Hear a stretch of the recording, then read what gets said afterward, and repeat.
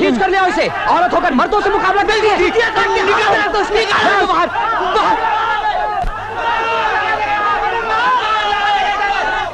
स्वाति, ये सब क्या है बेटी? फिर आज क्या कर दिया तूने? दरवाजा पे ये भीड़ अच्छी लगती है तुझे? कोई दिन खाली नहीं जाने देती।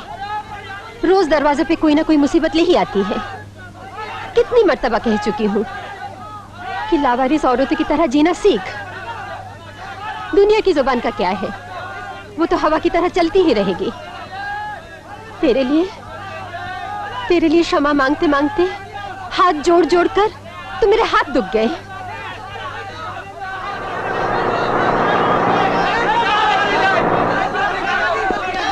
हेलो, हटो हटो। क्या शोर है? ये सब क्या है? क्या हंगामा मचा रखा आप लोगों ने? साहब, आप भी हम ही पर डंडे बरसाने लगे। ये देखिए, ढेला मारकर सर फोड़ दिया उस बदमाश छोकरी ने। दरवाजा खोलिए।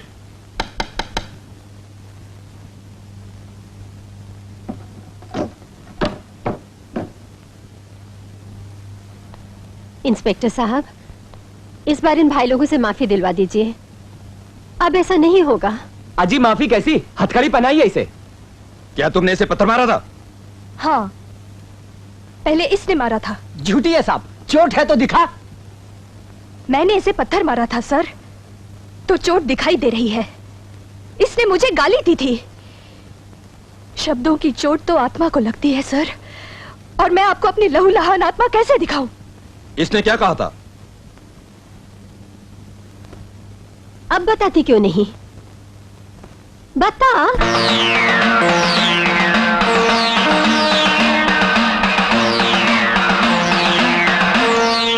इसने मुझे छिनाल की औलाद कहा था।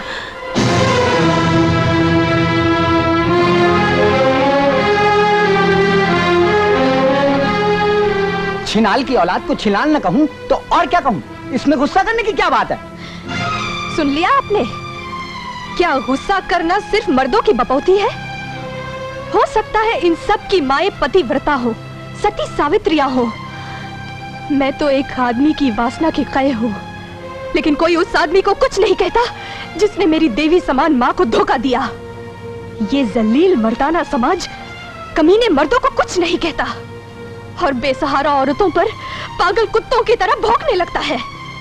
और पागल कुत्तों को पत्थर मारना कोई जुर्म नहीं, और अगर ये जुर्म है तो मुझे पकड़ लीजिए। तुमने इस लड़की के साथ बदतमीजी की थी? अरे साहब, ऐसी लड़की के साथ जैसी बात करनी चाहिए थी वैसी की, तो क्या ये मारेगी? मारेगी नहीं, दफन कर देगी तुझे। पकड़ लो इसे।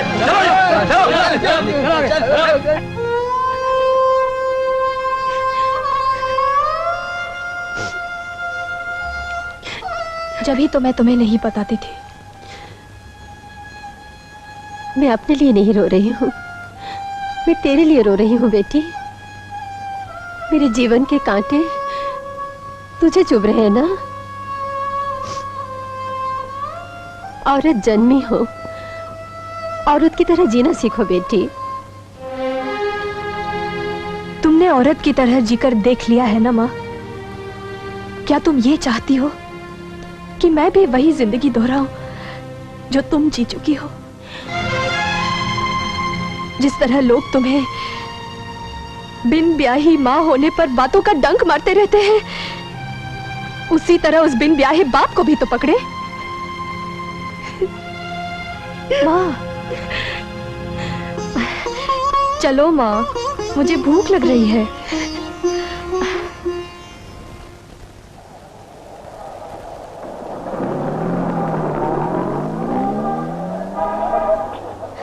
हाय लक्ष्मी। हाय।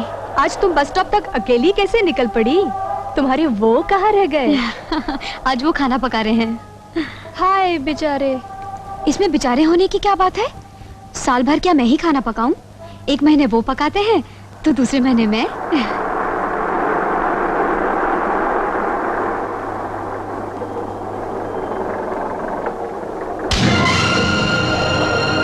ओ मेम साहब, धक्कम धक्का में हाथ लग गया तो अपन क्या करेगा? लेकिन मेरा हाथ धक्कम धक्के में नहीं लगा था। बास्टर्ड, समझता क्या है अपने आप को? हाँ, चल चल स्वाति, छोड़ इसे।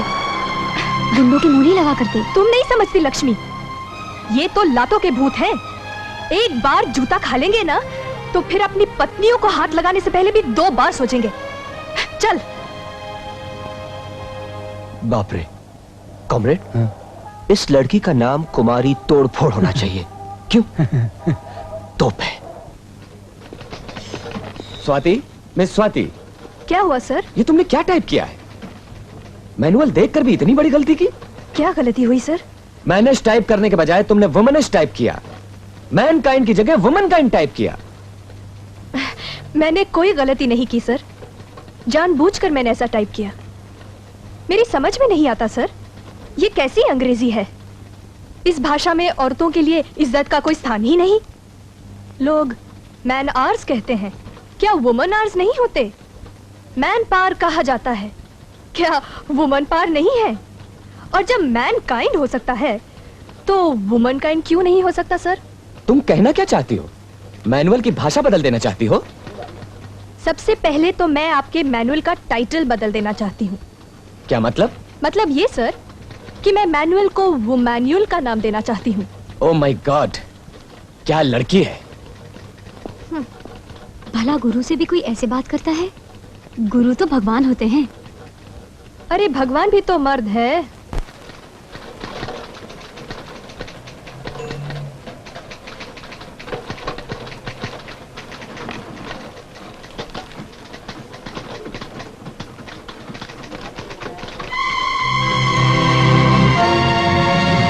कितनी उम्र है आपकी? जी, उम्र 24। और इन 24 बरसों में कभी किसी लड़की के हाथों थप्पड़ खाने का अनुभव हुआ है आपको? नहीं तो। ओह, तो इसी हिम्मत से आपने ये चिट्ठी लिखकर मुझे भेजी थी? नहीं नहीं, ये बात नहीं। दरअसल आप बहुत हिम्मत वाली हैं। मैं कई दिनों से आपको देखता आ रहा हूँ। लेकिन मैंने तो नहीं देखा आपको। जी, आप नहीं, मैं देख रहा था। कैसे? छुप छुपा के देख रहे थे मुझे? I'm sorry। अच्छा, तो आप उन बुज़दिलों में से हैं जो हर काम छुप छुपा के करते हैं। जी, क्या कह रही हैं आप? मतलब ये कि एक बहादुर इंसान कोई भी काम छुप छुपा के नहीं करता, बल्कि ओपनली करता है। मगर स्वाति जी, हमारे दल के लिए सीक्रेसी बहुत जरूरी है। It's very important. कौन सा दल है आपका? कम्युनिज्म। ओह, तो आप उन क्रांतिकारी लोगों में से हैं जो शहर की साफ सुथरी दीवारों पर इनकलाब जिंदाबाद के नारे पोता करते हैं। जी हाँ, और आप जैसी निडर और बहादुर यूथ हमारे इस दल में शामिल हो जाए तो वो दिन दूर नहीं जब हम इस देश में राम राज्य ले आएंगे। Very surprising. एक कम्युनिस्ट क्रांतिकारी होकर राम को मानते हैं आप? हाँ, वो इसलिए कि राम दुष्ट का नाश करता है और शिष्ट की रक्षा। वैसे मेरा नाम राम मोहन है। ये राम नाम मुझे अच्छा नहीं लगता कि एक अनाड़ी धोबी के कहने पर अपनी पत्नी को ही निकाल बाहर कर दे। अगर राम राज्य आ जाए ना मिस्टर, तो सारे पति शहरों में होंगे और सारी पत्नियां बनवास में। मुझे आपका राम राज्य नहीं, सीता राज्य चाहिए। सॉरी, आपको गलतफहमी हो रही है। मुझे गलतफहमी? जनाब, आपको तो खुद पता नहीं कि आप मुंह उठाए बलबलाते हुए किस दिशा में जा रहे हैं, और आप कहते हैं कि मैं आपके दल में शामिल हो जाऊं। जी हाँ, मैं चाहता हूँ कि आप इस देश माता की सेवा करें। मैं किसी देश माता को नहीं जानती, मैं सिर्फ अपनी माँ को जानती हूँ। वही मेरे लिए सब कुछ है और मैं उन्हीं की सेवा करूंगी।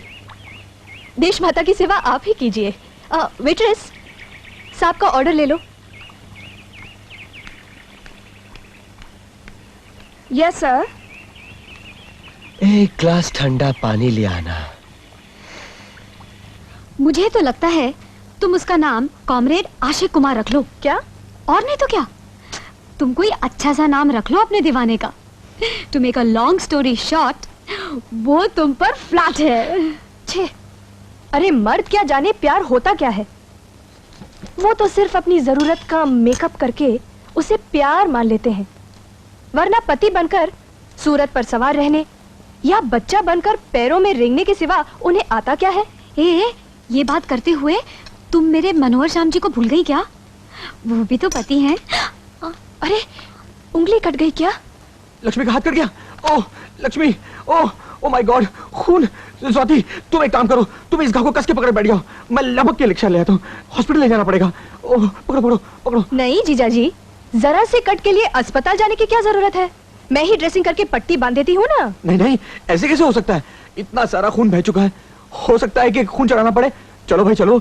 अरे मैं तुमसे कई बार कह चुका हूँ कि स्वाति के फ्यूचर की फिक्र मत करो। She is a bright girl, she look after herself. उसके भविष्य के चांद में मेरा अतीत एक ग्रहण की तरह लगा हुआ है डॉक्टर साहब। अरे नहीं भाई, अंकल! मैं अंकल गजब हो गया, चाकू चल गया अंकल, खून का दरिया बह रहा है, मनोहर शाम की जिंदगी का दिया भड़क रहा है अंकल। लेकिन हुआ क्या? डॉक्टर साहब आपको जल्दी से कुछ करना होगा। देखिए हम दोनों का ब्लड ग्रुप एक सा है, बहुत सा खून बह चुका है, एक दो बॉटल खून मेरा निकाल दीजिए, चलेगा? अजी मैं तो कहते कहते थक गया कि सब्जी जरा संभाल के काटा करें, कुछ कीजिए ना डॉक्टर साहब। हाँ तो ये चाकू चला और ये खून का दरिया बहा। अच्छा अच्छा। अंकल अगर आपने इसे बहुत सीरियस घाव नहीं माना ना, तो सर्वश्री मनोहर श्याम जोशी बेचारे शौक से बेहोश हो जाएंगे। मेरा ख्याल है कि मनोहर जी की उंगली काटकर लक्ष्मी के हाथ पर ट्रांसप्लांट कर देनी चाहिए। क्यों मम्मी? देखिए ये तो मजाक कर रही है डॉक्टर साहब, सीरियस बात तो इसकी समझ में नहीं आती। मेरे ख्याल में एक एक्सरे भी निकाल लेना चाहिए। हाँ शारदा, इन्हें ले जाओ और ड्रेसिंग वेसिंग कर दो। चलो चाहिए चाहिए चाहिए। चलो आओ।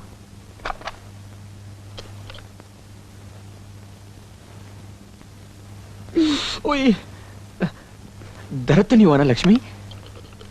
इसे पकड़ो। सेप्टिक तो नहीं होगा ना? घबराइए नहीं मनोहर जी, बिल्कुल ठीक हो जाएगा। अच्छा अंकल, हाँ। आनंदी ने कोई नई पहेली बुझाई? अरे क्या बताऊं, कल से एक पहेली बूझने की कोशिश में हूँ। सुनो। च्याऊ म्याऊ करती है, कमरा कमरा घूमती है। बिल्ली। बिल्ली? हाँ। बिल्ली। Yahoo! Yes, that's it. Come on. Yes. Oh no. चलो. 6. Please 6. 6. Yes, it's a 6. Come on, Kapil Dev, you're great. Yes. Anandi. Come on. Yes. Hey baby. Oh, Daddy. Hey my baby. 1000 बार कहा है daddy, जब आप घर देर से लौटे तो जोर से मत बोला कीजिए। हाँ? अब आप मम्मी की डांट खाइए। अरे भाई डांटेगी कैसे? ये चमेली के फूल जलाएं रिश्वत के लिए, बस सूंघते ही ठंडी हो जाएंगी। तब आप मम्मी को जानते नहीं डैडी, उनका मूड आए तो इस बात पर भी खफा हो सकती हैं कि चाय गरम क्यों है, शरबत ठंडा क्यों है, टोस्ट जला क्यों नहीं, बल्ब फ्यूज क्यों नहीं हुआ। लेकिन नौकरानी दिखाई नहीं दे रही। दिखाई कैसे देगी? हाँ? एक सेकंड।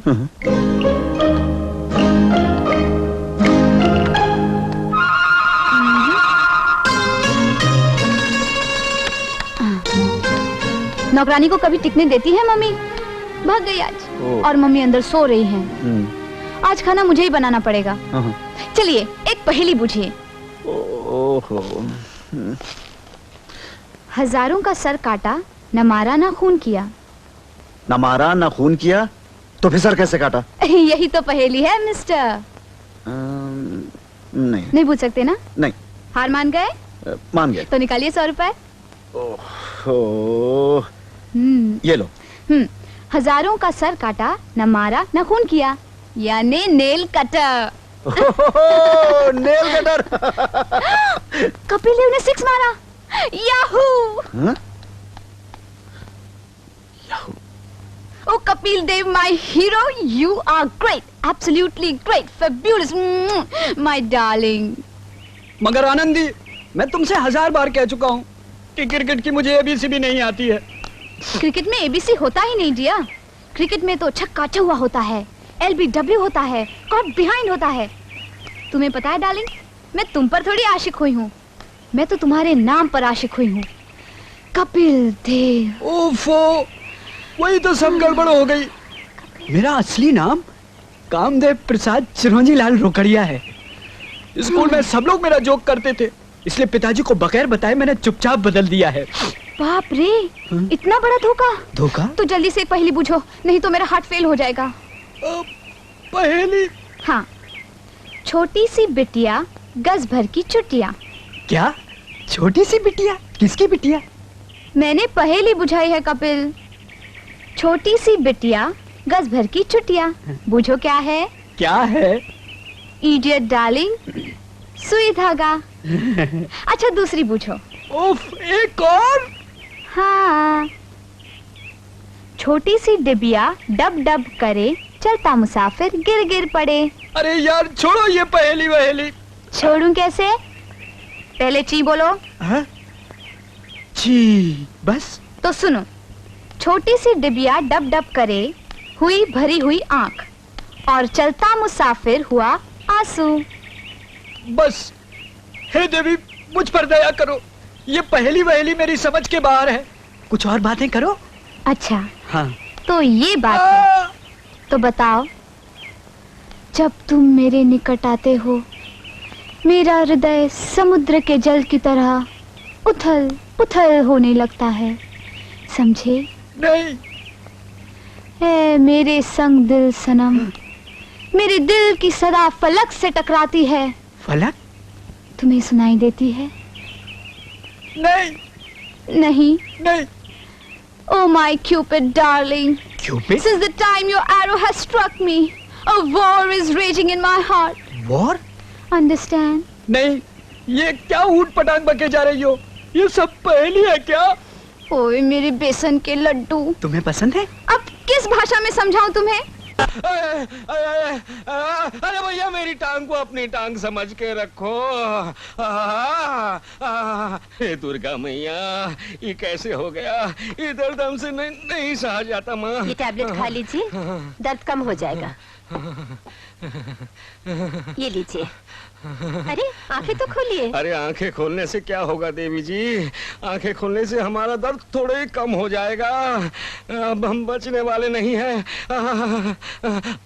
आंखें बंद किए हुए ही मर जाने दीजिए हमको। अरे आपको हुआ ही क्या है कि आप मरने की बात कर रहे हैं? जरा सी तो चोट आई है, 2-4 दिन में ठीक हो जाएंगे। 2-4 दिन में ठीक हो जाएंगे?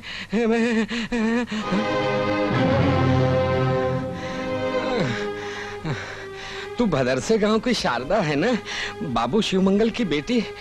हूँ तो, लेकिन आप? अरे मेरी भली कही पगली, मैं तेरा नारायण चाचा हूँ, सत्यनारायण चौबे, तेरे स्वर्गीय पिता का परम मित्र। अरे जब तू इतनी सी थी ना, तो मेरी गोद में बैठकर कृष्ण लीला की कथाएं सुना करती थी। तभी से तू मेरे मन में बसी है। मैंने जब सुना कि तू किसी के साथ निकल ली, तो मुझे तो विश्वास नहीं हुआ। तेरे पिता का तो उसी झटके में निधन हो गया, पर मैंने ठान ली कि मैं तुझे कहीं न कहीं से ढूंढ निकालूंगा। सैकड़ों ज्योतिषियों के पास गया, अघोड़ियों की सेवा की, श्री राम नाम की मालाएं जपी, तभी श्री राम ने मेरी टांग तोड़कर तेरे पास सीधा भेज दिया। वो लौंडा तुझे गच्चा दे गया क्या? अरे धूल डाल उस पर। शादी वादी की? नहीं चाचा, बेटी को पालने में ही अपने दिन बीत गए। बेटी कितने बरस की है? 18वां साल है। ये तो बहुत ही अच्छा वर्ष है। क्या नाम रखा है उसका? स्वाति। स्वाति? मेरा ग्रह भी स्वाति है। प्रभु की लीला अपरंपार है। बस को खड्डे में गिराकर मुझे अपने सगे संबंधियों से मिला दिया। चाचा जी, अपनों में से आप पहले हैं जिन्होंने इतने प्यार, इतनी अपनाहत से बात की है। अरे राम राम राम पगली, तू अपनी है तो अपनायत की बात न करूं तो काहे की बात करूं? अरे तू तो नारायण का प्रसाद है शारदे। अब आप आराम कीजिए, आपका खाना मैं घर से लाया करूंगी। ठीक है। हाय स्वाति। क्या बात है भटनागर आंटी, आज अंगूर की बेल की तरह बड़ी लचकी पड़ रही है आप तो। How funny। बात ही ऐसी है, यूनाइटेड स्टेट्स ऑफ अमेरिका से लेडीज का एक डेलीगेशन आया है, इंडियन वुमेन की लाइफ की छानबीन करके किताब लिखने का प्रोग्राम बनाकर।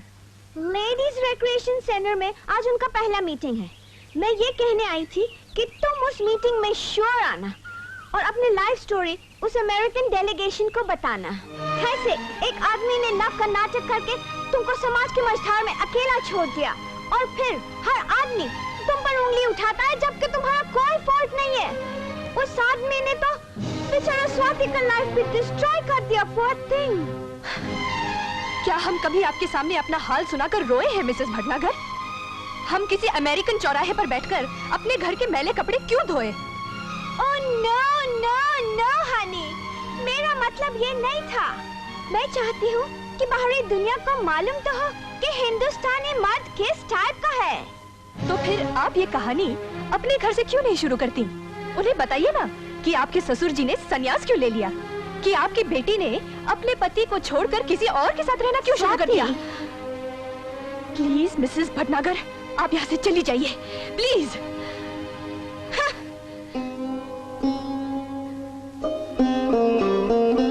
तू तो बेकार उस पर खोखिया पड़ी। अपनी जबान को काट छाट कर ठीक कर बेटिया, ताकि इस दुनिया में समा सके।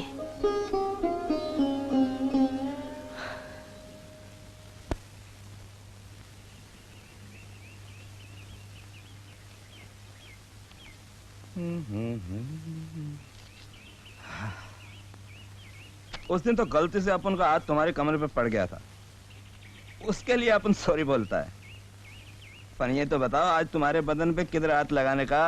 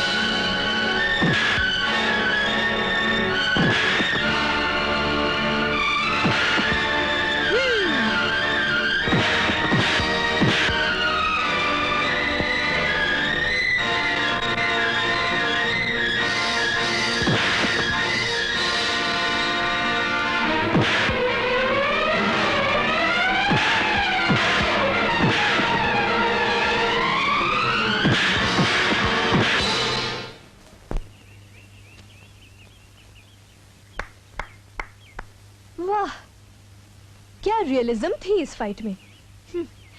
लगता है काफी मजदूरी देनी पड़ी होगी। जी? कहने का ये मतलब है कि वो तो किराए के ही गुंडे रहे होंगे, वरना 6-7 गुंडों को एक शरीफ आदमी के हाथ पिट कर भागते हुए तो मैंने कभी नहीं देखा। आपके ख्याल में ये सारा नाटक मैंने आपको इम्प्रेस करने के लिए किया? जी। कुमारी स्वाति जी, अगर वो गुंडे यहाँ 1 आध मिनट ज्यादा रुक जाते तो मैं भाग निकलता। हाँ? मेरा तो दम जवाब ही देने वाला था। मैं तो मजाक कर रही थी। चलो इसी बात पर चाय या कॉफी हो जाए। हाँ हो जाए। हम भी कितने अजीब लोग हैं ना। हमारे देश को आजाद हुए 38 साल हो गए। आजाद? क्या हम आजाद हो चुके हैं? हाँ शायद हम आजाद हो चुके हैं। गरीब और गरीब होने के लिए, अमीर और अमीर होने के लिए।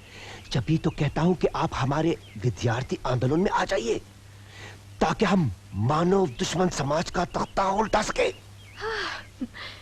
आप कॉम्रेड्स में यही बड़ी खराबी होती है, एक सुनने वाले को भी पब्लिक मीटिंग समझकर भाषण देने लगते हैं। ये आजादी चाहे जैसी भी हो आजादी है, और इन एनी केस गुलामी से अच्छी है। ये आजादी है ही नहीं, मैं तो इस देश को उस दिन आजाद मानूंगा जबकि आप किसी गुंडे के खतरे बिना उस पेड़ के नीचे बैठकर अपनी किताब शांति से पढ़ सके। अच्छा, then you deserve 2 cups of tea. Hi Mrs Khurana. Hi Nirmala, how are you? Fine. अच्छा हुआ तुम लोग मिल गई, नहीं तो तुम्हारे घर जाना पड़ता। आज शाम को मेरे घर में करवा चौथ का फंक्शन है। अच्छा, जान पहचान के सब सुहागन को इनवाइट कर रही हूँ। मिसेस भटनागर, शारदा को इनविटेशन कार्ड दिया या नहीं? Oh my God, no, no, उसको इनवाइट किया तो सारा फंक्शन चौपट हो जाएगा।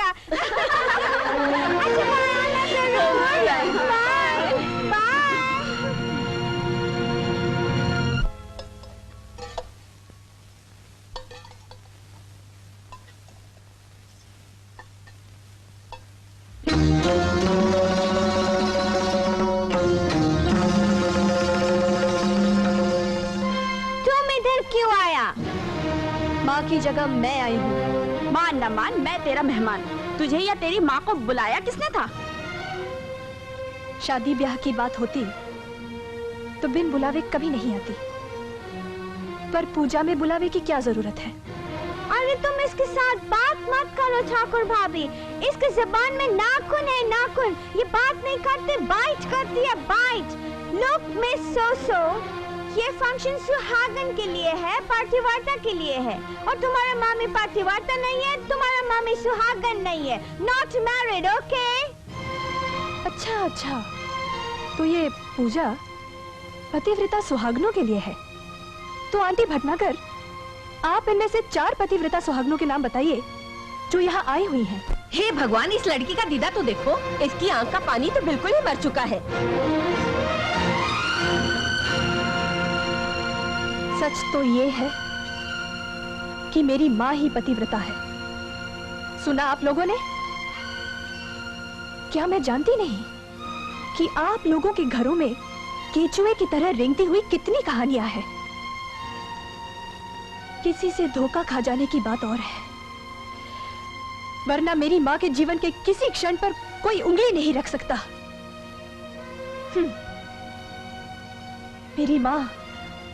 मेरी माँ ने आप लोगों की तरह जीती मक्खियां नहीं निगली। जी, मैं पाप, दुनियादारी और हिपोक्रेसी के मेले में कहाँ आ गई? मैं पूछती हूँ, तुझे वह जाने की जरूरत ही क्या थी? मुझे ये गालियां सुनवाने? ये तो वही मसल हुई, आ बैल मुझे मार। मुझे लड़ने का शौक नहीं है माँ, और ना ही मेरे माथे पर 2 सींग हैं कि मैं लोगों को मारती फिरूं। लेकिन क्या मुझे दूसरों की तरह जीने का अधिकार नहीं? वो भी सिर्फ इसलिए कि मेरे बाप ने मेरी माँ को धोखा दिया। जो धोखा खाएगा वो सजा भी भुगतेगा। यही दुनिया का तरीका है। Then it's high time ये तरीका बदल दिया जाए माँ। धोखा खाना अफसोस की बात है, शर्म की बात नहीं।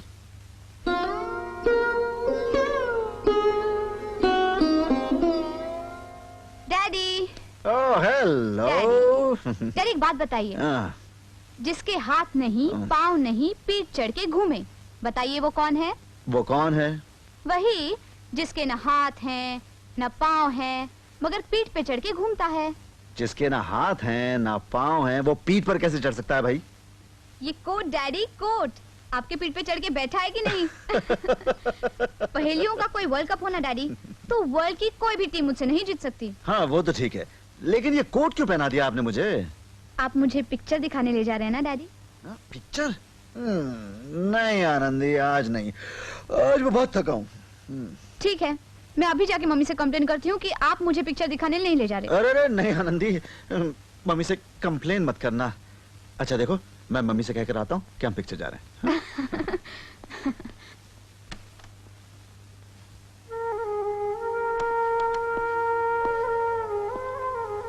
रामेश्वरी, तुम आनंदी की यादों से निकल क्यों नहीं जाती? तुम जब तक उसकी यादों में रहोगी, वो बड़ी नहीं होगी, बच्ची ही रहेगी।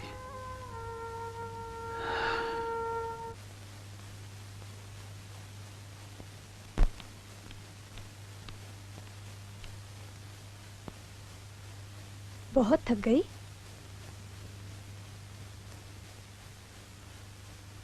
कोई बहुत सीरियस केस आ गया था क्या? हाँ, एक अबॉर्शन केस आया था। जब घर वालों ने जड़ी बूटियां खिला खिला कर केस बिगाड़ दिया, तब लड़की को अस्पताल ले आए। बेचारी मुश्किल से 16-17 वर्ष की होगी। यानी वो बच्चा मार डाला गया? तो और क्या करते हैं? उस बच्ची को समाज में इज्जत की जिंदगी दिलाने के लिए इस बच्चे की मौत जरूरी थी। क्या दुनिया में ऐसी माएं भी होती हैं जो अपने बच्चे को मार डाले? एक हमारे हॉस्पिटल में हर महीने 10-12 अबॉर्शंस होते हैं।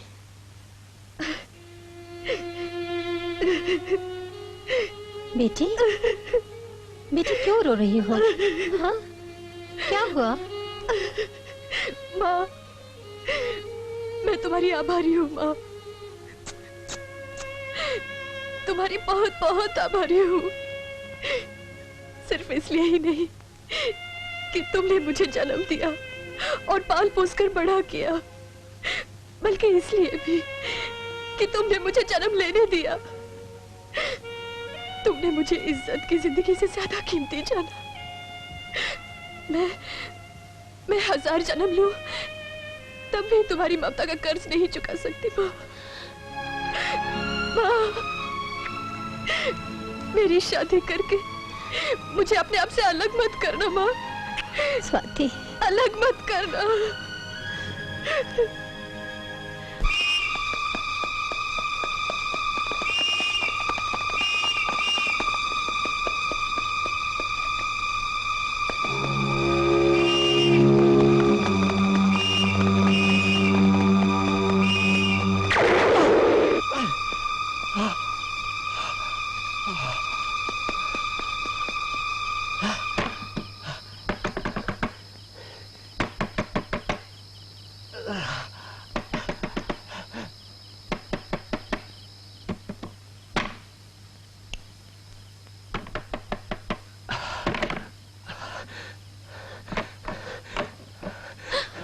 पुलिस मेरा पीछा कर रही है। क्या मैं थोड़ी देर के यहाँ रह सकता हूँ माँ जी? घबराओ मत माँ, ये कॉमरेड है। तुम तो घायल हो बेटा, अंदर आओ, दरवाजा बंद कर दो।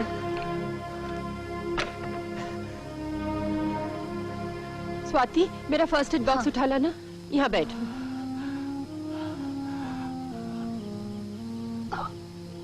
शुक्र है गोली अंदर नहीं गई, वरना अस्पताल जाना पड़ता। एक गिलास गरम दूध लाना। अच्छा।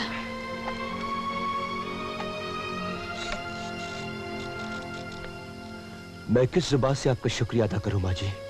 जब माँ कह रहे हो तो बेटी की जुबान से शुक्रिया अदा करो। जब तुम्हारी माँ तुम्हारी सेवा करती है, क्या तुम उनका शुक्रिया अदा करते हो? अपने माँ बाप का मुझे कुछ याद नहीं। और कोई?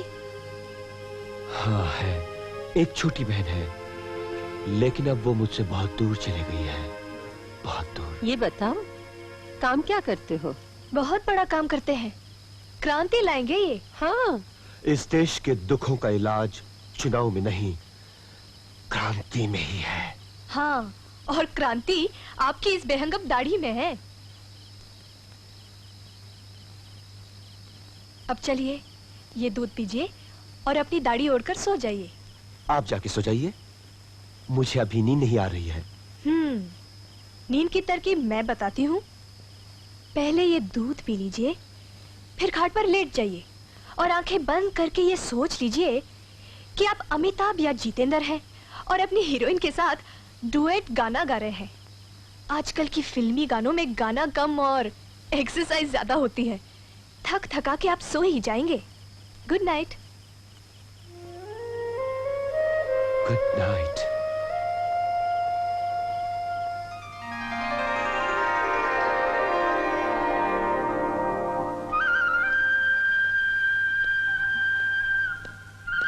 Good morning comrade.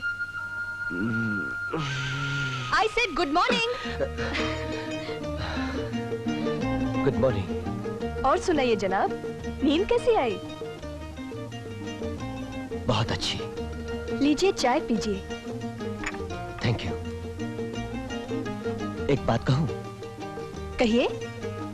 रात सोने के लिए मैंने वही तरकीब की जो आपने बताई थी।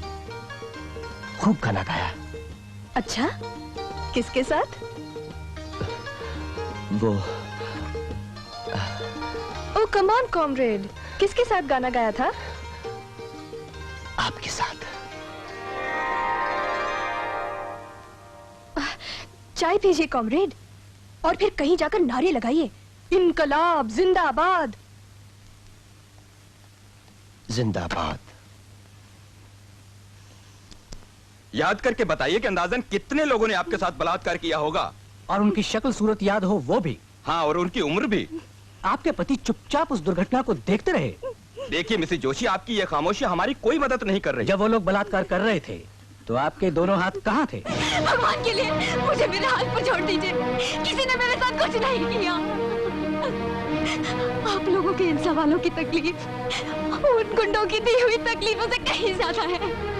प्लीज चले जाइए, जाइए। आप बेकार हिस्टेरिक हो रही हैं मिसेस जोशी। सवाल पूछना तो हमारा फर्ज है। नहीं, सवाल पूछना आपका फर्ज नहीं है इंस्पेक्टर। सवालों का जवाब देना आपका फर्ज है। आपका फर्ज ये है कि आप नारियों को बलात्कार से बचाएं। बलात्कार हो जाने के बाद उनके घावों को अपने सवालों की उंगली से कुरेदना आपका फर्ज नहीं है। Devi ji, oh please shut up and just get out. मुझे या समाज को उस कानून की कोई जरूरत नहीं जिसका जुरिस्डिक्शन जुर्म हो जाने के बाद शुरू होता हो। अगर आप कानून के रखवाले हैं तो बाहर जाइए और लुटती हुई आबरूएं बचाइए। यहाँ इस किस्म के बेहुदा सवाल करके उसे और घायल मत कीजिए। प्लीज चले जाइए, चले जाइए। चलो। नहीं स्वाति, स्वाति, मैं लौट गई स्वाति। मैं किसी को मुंह दिखाने के काबिल नहीं रही। अरे पगली, क्या हुआ है तेरे मुंह को? हाँ देख, किसी के यहाँ चोरी हो जाए तो क्या वो दुनिया को मुंह दिखाने लायक नहीं रहता? और क्या तेरी आबरू कोई 10 रुपए का नोट है कि कोई छीन कर ले जाए? नहीं नहीं। पर ये सब हुआ कैसे? वो और मैं एक शादी से वापस आ रहे थे। बहुत मुश्किल से ऑटो रिक्शा रोका।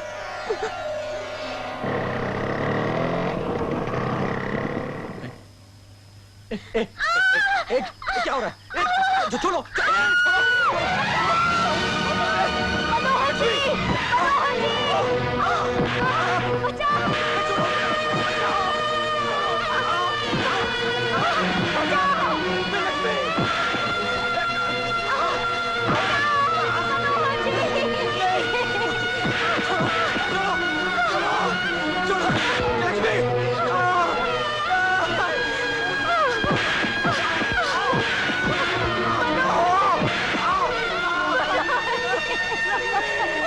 लेकिन तुम्हारे वो है कहाँ?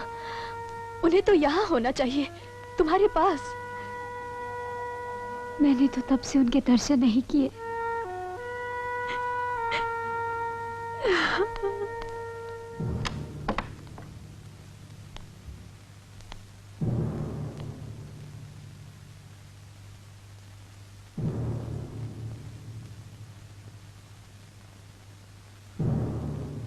आओ स्वाति, आओ।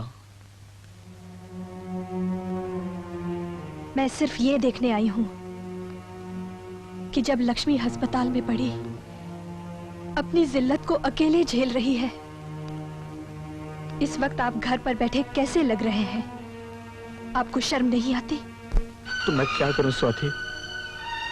रात जब वो गुंडे लक्ष्मी के साथ मेरी आंखों के सामने बलात्कार कर रहे थे तो मैं उसे बचाने के लिए लड़ते लड़ते मर भी ना सका। मैं जिंदा हूं और इस ख्याल से डरता हूं कि बाहर निकला तो लोग उससे पूछेंगे कि लक्ष्मी के साथ क्या हुआ। तो मैं क्या जवाब दूंगा? बोलो स्वाति, मैं क्या जवाब दूंगा? मनोहर श्याम जी, वही जो हुआ बेझिझक बेशर्माए कहिए। याद है उस दिन जब लक्ष्मी की उंगली पर एक मामूली सा घाव लगा था, आप कैसे तड़प गए थे? बलात्कार भी एक घाव है, उससे शर्माया नहीं जाता, उसमें मरहम लगाया जाता है। अगर आप कायर नहीं, आधे अधूरे आदमी नहीं, तो अस्पताल जाइए और अपने हाथ में लक्ष्मी का हाथ लेकर पूछने वालों से कहिए कि किसी औरत के साथ बलात्कार होना औरत के लिए कोई शर्म की बात नहीं, समाज के लिए शर्म की बात है।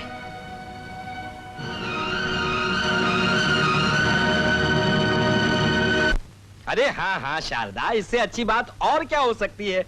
मैं तुम्हारे घर में 2-4 दिन अवश्य रहूंगा ताकि तुम्हारे बारे में विचार कर सकूं। तो ये है तुम्हारी बेटी स्वाति। अरे तुम तो अपनी माँ से भी ज्यादा सुंदर निकली। तुम्हारी तरफ मेरा ध्यान वैसे ही जा रहा है जिस तरह तुम्हारी उम्र की शारदा की तरफ जाता था। चलिए। श्री राम जय राम।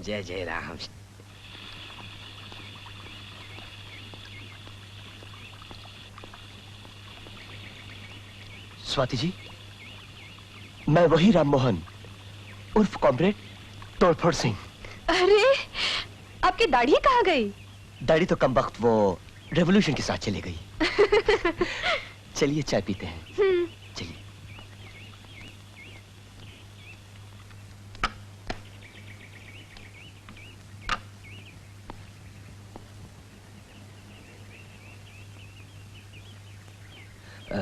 दो चाय लाना।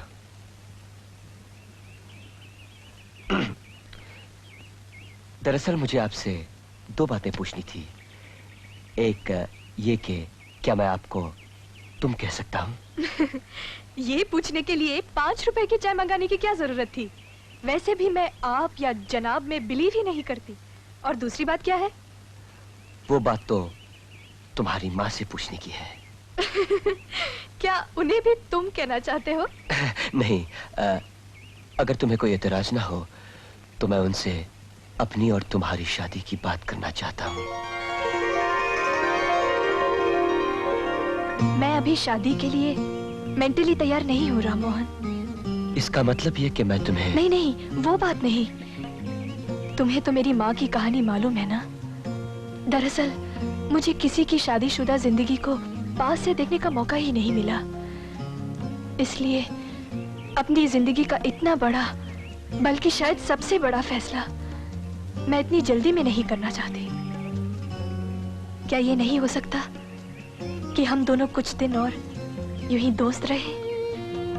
क्यों नहीं हो सकता? जहां तक कि मेरी जिंदगी का सवाल है, अब तो सिर्फ उसमें वही हो सकता है जो तुम चाहती हो। मैं तो तुम्हें चाहती हूँ। मैया मैं नहीं माखन खायो, मैया मैं नहीं माखन। शारदा, आओ आओ आओ। बैठो शारदा, आज का दिन शुभ है और ये घड़ी तो महाशुभ है। इसलिए मैं तुमसे कुछ आवश्यक बातें करना चाहता हूं। मुझसे तुम्हारा ये निर्जन जीवन नहीं देखा जाता। भला ये कोई उम्र है मित्रहीन जीवन व्यतीत करने की? पर अब मैं आ गया हूं। तुम यहां आराम से निश्चिंत रहो। मैं ही आता जाता रहूंगा, तुम्हारी देखभाल करूंगा, तुम्हारे दुख दर्द बांटूंगा। तुम्हें तो कोई आपत्ति नहीं है ना इसमें? आप तो पिता समान है चाचा जी, मुझे क्या आपत्ति हो सकती है? रिश्तों का भी अजीब मजाक है।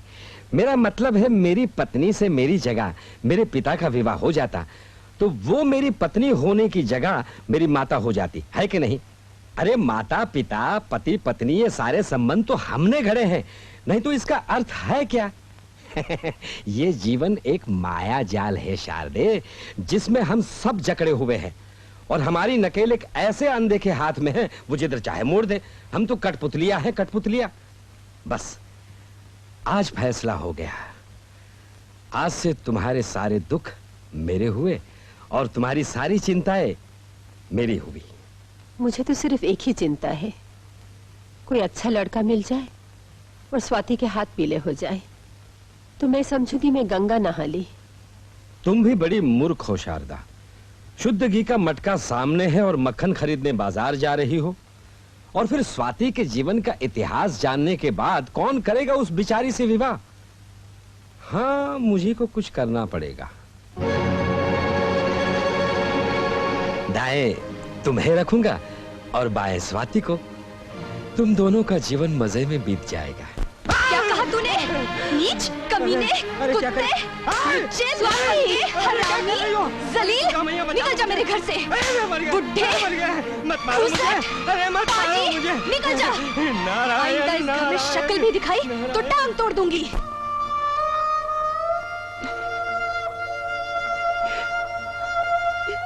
रोती क्यों हो माँ? उस घिनौने आदमी की बात का क्या बुरा मानना? उसका बस चले तो वह मंदिर जाकर देवी माँ की मूर्ति से भी लिपट जाए। हमारे पास अपनी आत्मशक्ति के सिवा कुछ भी नहीं है माँ। और ये आंसू उस शक्ति के दुश्मन है। हमें किसी दोस्त या रिश्तेदार की जरूरत ही क्या है? तुम्हारे लिए मैं हूं, मेरे लिए तुम। जी लेंगे हम दोनों, जी लेंगे।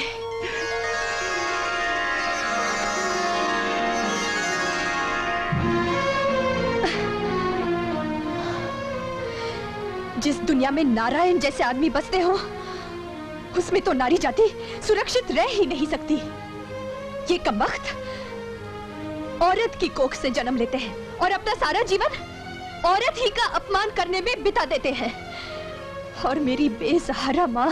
धीरज रखो स्वाति, धीरज रखो। मैं जानता हूँ कि उस कमीने की हरकत से तुम्हारे दिल पर ठेस लगी है और माँ जी भी दुखी होंगी। लेकिन फर्ज करो, अगर उस कमीने की जगह एक शरीफ आदमी आकर माँ जी को एक घरेलू जिंदगी देना चाहे तो? What are you blabbering? मेरी माँ इस उम्र में? इस उम्र में अगर एक गलीज आदमी उन्हें अपनी रखेल बनाने की सोच सकता है, तो क्या एक शरीफ आदमी उन्हें अपमानों की इस दलदल से निकालने की नहीं सोच सकता? उन्हें अपना जीवन साथी बनाने की नहीं सोच सकता? आखिर उनकी उम्र ही क्या है स्वाति?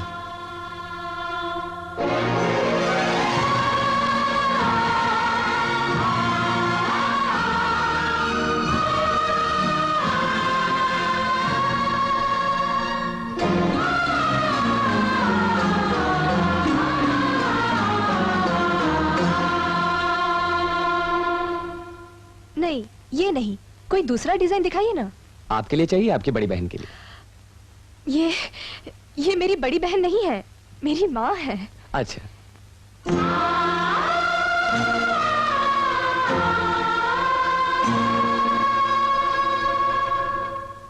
अरे शारदा, अरे माधवी, हाँ? कब आई? 1 महीना हुआ। अच्छा हाँ। अब मगर तुम हो कहाँ? दिल्ली में थी ना? अरे तुम तो हिस्ट्री की बात करने लगी। मेडिकल का कोर्स करते करते वहाँ स्कॉलरशिप मिल गया और स्वीडन चली गई। Very good. वहाँ से लौटी तो सोचा कब तक यूं ही भटकती रहूंगी, शादी वादी कर लेनी चाहिए। यही का प्रपोजल है, सोचती हूँ यही सेटल हो जाऊं। ये स्वाति है ना? हाँ। नमस्ते आंटी। कितनी बड़ी हो गई है। हम जब बूढ़े होंगे बच्चों को जवान होना ही पड़ेगा। क्या कह रही हो? बूढ़े हो हमारे दुश्मन।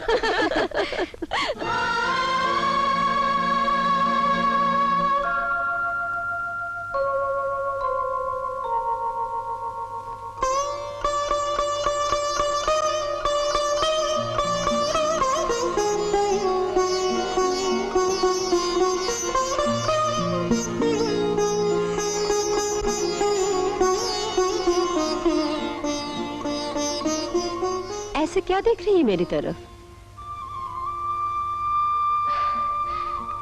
मैं इस बात पर हैरान हूँ माँ कि मैंने अब तक नोट ही नहीं किया कि माय गॉड, तुम कितनी खूबसूरत हो। पागल लड़की, चल अपना काम कर।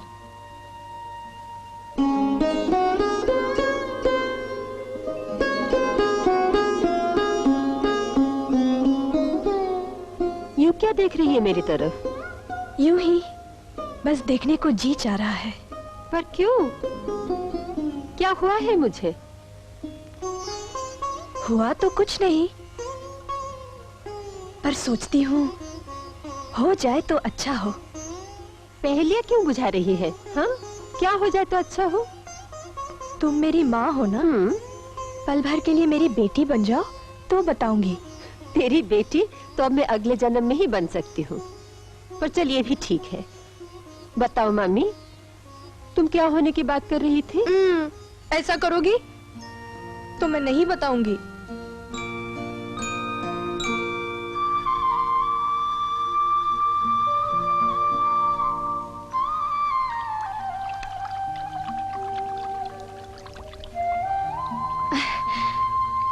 तू उस दिन क्या कहते कहते रुक गई थी?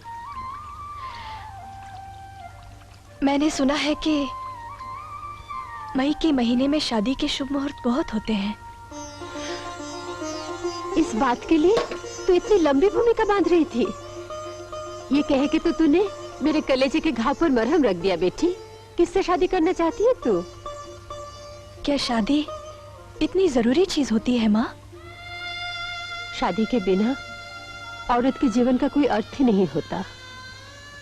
औरत एक बेल की तरह होती है बेटी, उसे सहारा चाहिए ही चाहिए। शादी से पहले पिता की शरण, फिर पति का साथ, फिर बच्चों की छांव। औरत अकेली रह ही नहीं सकती। तो फिर मेरे शादी करके चले जाने के बाद तुम्हारे साथ कौन रहेगा? अकेली हो जाओगी कि नहीं? अकेली क्यों हो जाऊंगी, तेरे साथ रहूंगी। और जो मेरे पति देव को ये अच्छा नहीं लगा तो कहीं और रह लूंगी। अकेली जान को रहने के लिए पूरा शहर थोड़ी चाहिए। लेकिन तुम्हारा अकेला रहना मुझे अच्छा नहीं लगेगा। इसीलिए ये तय हुआ कि अपनी शादी करने से पहले तुम्हारी शादी करूंगी। एक तरह से देखा जाए तो नारायण मेरी आंखें खोल गया, नहीं तो मैं कभी ये देख ही ना पाती कि तुम अभी शादी की उम्र से निकली नहीं हो। हाँ कह दो ना माँ। तू पागल हो गई है? शादी के बिना तो औरत की जिंदगी का कोई अर्थ ही नहीं। औरत तो बेल की तरह है, उसे सहारा चाहिए ही चाहिए। पहले पिता की शरण, फिर पति का साथ, फिर बच्चों की छांव। वो तो अकेले रह ही नहीं सकती। तू मेरी बात मेरी ही तरफ लौटा रही है। मैं तो तेरे विवाह की बात कर रही थी। पहले विवाह तुम्हारा होगा, बाद में मेरा, क्योंकि तुम मुझसे बड़ी हो। बस बस, बेटी होकर अपनी माँ से ऐसी बातें करते हुए शर्म नहीं आती? क्या बुरी बात कर दी मैंने? तुम अपनी जिंदगी को कूड़े की तरह एक टोकरी में भरे सर पर उठाए उठाए कब तक भटकती रहोगी? और ये भटकन भी किसके लिए? उसके लिए जो एक अजनबी शहर में तुम्हें बेच के भाग गया। माँ, तुम्हारा ब्याह ना करना एक अन्याय होगा, तुम्हारे लिए भी और मेरे लिए भी। तुम्हारा विवाह होगा तभी मेरा सपना पूरा होगा। मेरी आंखों में अपने लिए कोई सपना नहीं है बेटी, मेरे सारे सपने सिर्फ तेरे लिए हैं। विवाह सपना नहीं है माँ, ये एक सामाजिक वास्तविकता है। It's a social reality. इससे तुम्हारे दिमाग को सुकून मिलेगा। मेरे पास वो दिमाग ही कहाँ है जिसे सुकून का लालच हो? है, पर तुम उसका धीरे धीरे गला घोंटती जा रही हो। मैं वो दिमाग लेकर क्या करूंगी बेटी? मेरे भाग में शांति नहीं लिखी है। शांति तो लिखी है माँ, तुम अपना भाग्य ठीक से पढ़ नहीं पा रही हो। अच्छा फर्ज करो कोई तुम्हारे जीवन में शांति बनकर आना चाहे तो। ऐसा पागल कौन होगा, बोल।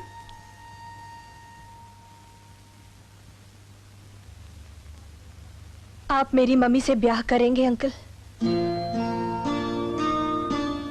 आप मेरी मम्मी से ब्याह करेंगे अंकल?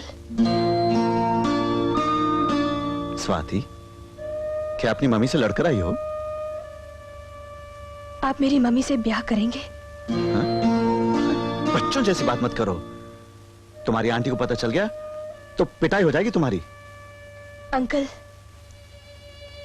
आप भी जानते हैं और मैं भी जानती हूँ कि इस कमरे में सिर्फ आंटी की एक फोटो है। आप एक डॉक्टर हैं अंकल, आनंदी को तस्वीर नहीं, एक जीती जागती माँ चाहिए। अरे, तुम तो सीरियस लग रही हो। Yes of course. अब बताइए, आप मेरी मम्मी से शादी करेंगे? मेरी उम्र है शादी करने की। क्यों नहीं, यही तो उम्र है शादी करने की, और इसके आगे की उम्र है। नौजवानी में शादी की जाती है तो औलाद के लिए या घर-बार के लिए। इस उम्र में आदमी को एक साथी की जरूरत पड़ती है। It's not for sex, it's for companionship. एक ऐसा साथी जिसके साथ दुख दर्द बांटा जा सके। जरा सोचकर देखिए, आप मेरी माँ को 10 बरस से जानते हैं। मेरी माँ के अतीत से भी आप अपरिचित नहीं। क्या आप ये नहीं सोचते कि मेरी माँ को भी जीने का अधिकार मिलना चाहिए?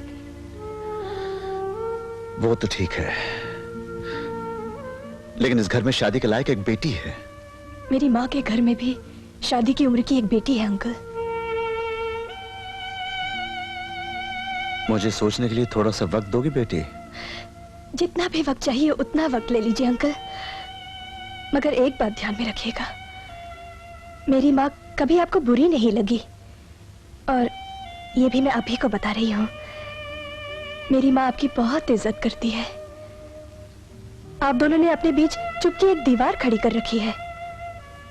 आप दोनों की बीमारी एक ही है, तन्हाई, सूनापन। और आप दोनों की बीमारी का इलाज भी एक है, शादी। अब मैं चलती हूँ, शादी मुबारक।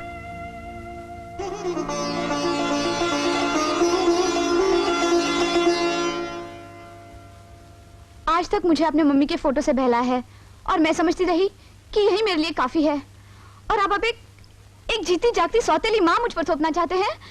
आपको क्या मेरे फ्यूचर का ख्याल नहीं आया डैडी? बेटी मैंने ओ डार्लिंग डैडी, आपने तो कपिल देव से भी ज्यादा फैंटास्टिक छक्का मार दिया। ओ डैडी, कल नहीं आज ही मेरी माँ को ले आइए ना प्लीज। मेरी सब सहेलियां अपनी अपनी माँ दिखाती हैं, फिर मैं भी उन्हें दिखाऊंगी कि ले ठेंगा। मेरी सौतेली माँ तो तुम्हारी असली माँ से बहुत अच्छी है। डैडी, फिर मैं मम्मी के साथ सिनेमा भी जाऊंगी ना, बड़ा मजा आएगा। प्लीज डैडी, आप जल्दी से ब्याह कर लीजिए ना प्लीज।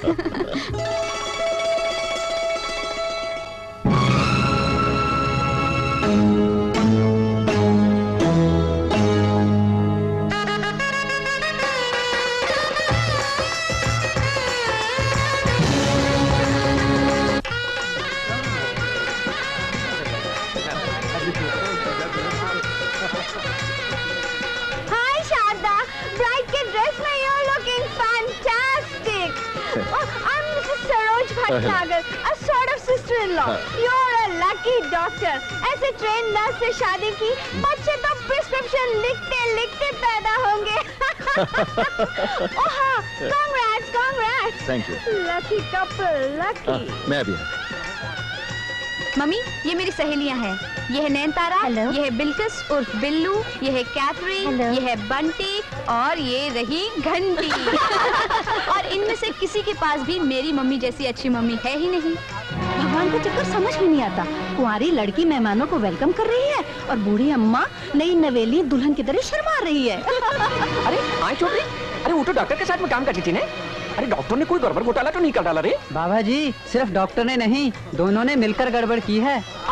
एम बच्चे। अरे मैं कहती हूँ बूढ़ी घोड़ी को ब्याह करने की जरूरत ही क्या थी? हाय हाय, जरूरत क्यों नहीं, मुझे जो कल मिली आज ही मैं कर लूं।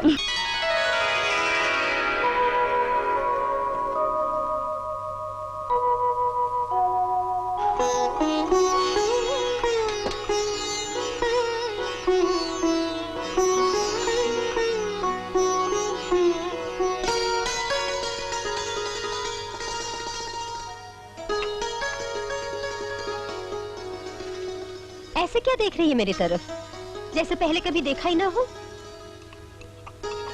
पहले ऐसे कहाँ देखा था माँ? जरा आनंदी के कमरे में लपक के जा बिटिया और उसे जगा कर ये चाय पिला दे, वरना वो सोती रहेगी और कॉलेज में देर हो जाएगी। मैं तब तक तेरा नाश्ता तैयार करती हूँ। कपिल डार्लिंग, मेरा प्यार तेरे सिक्सर की तरह फेंस पार कर चुका है। ओ माय डार्लिंग केडी, तेरी मुस्कुराहट के इन स्विंगर ने मुझे क्लीन बोल्ड कर दिया है। ये नींद में कपिल देव क्या कर रही थी?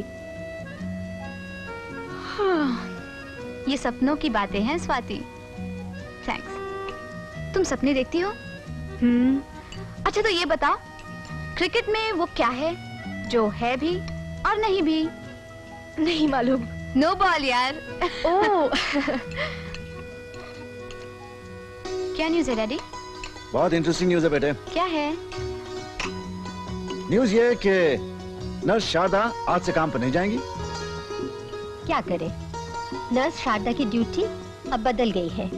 इसे रहने दीजिए, गरम टोस्ट लीजिए, ये ठंडा हो गया है। अच्छा तो एक पहेली बुझे मम्मी डैडी। पानी से जन्मा है, खुशकी पे पनपा है, पानी में डालो तो गायब हो जाता है। ये क्या पहेली हुई?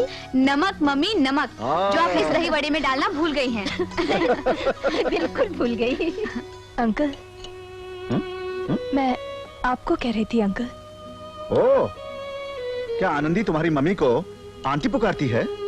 सुनो, आज से तुम्हारी मम्मी आनंदी की मम्मी हैं और आनंदी के डैडी तुम्हारे डैडी भी हैं। डैडी बोलो। उसकी तो मुझे प्रैक्टिस करनी पड़ेगी। अच्छा, मैं अब चलती हूँ। चलती हूँ? कहाँ? अपने घर। मैं आती जाती रहूंगी और संडेज को तो पूरा दिन ही बिताने आया करूंगी। तो ऐसी। चलो आनंदी, तुम भी अपना सामान पैक कर लो। क्यों? ये कहाँ जा रही है? जहाँ तुम जा रही हो।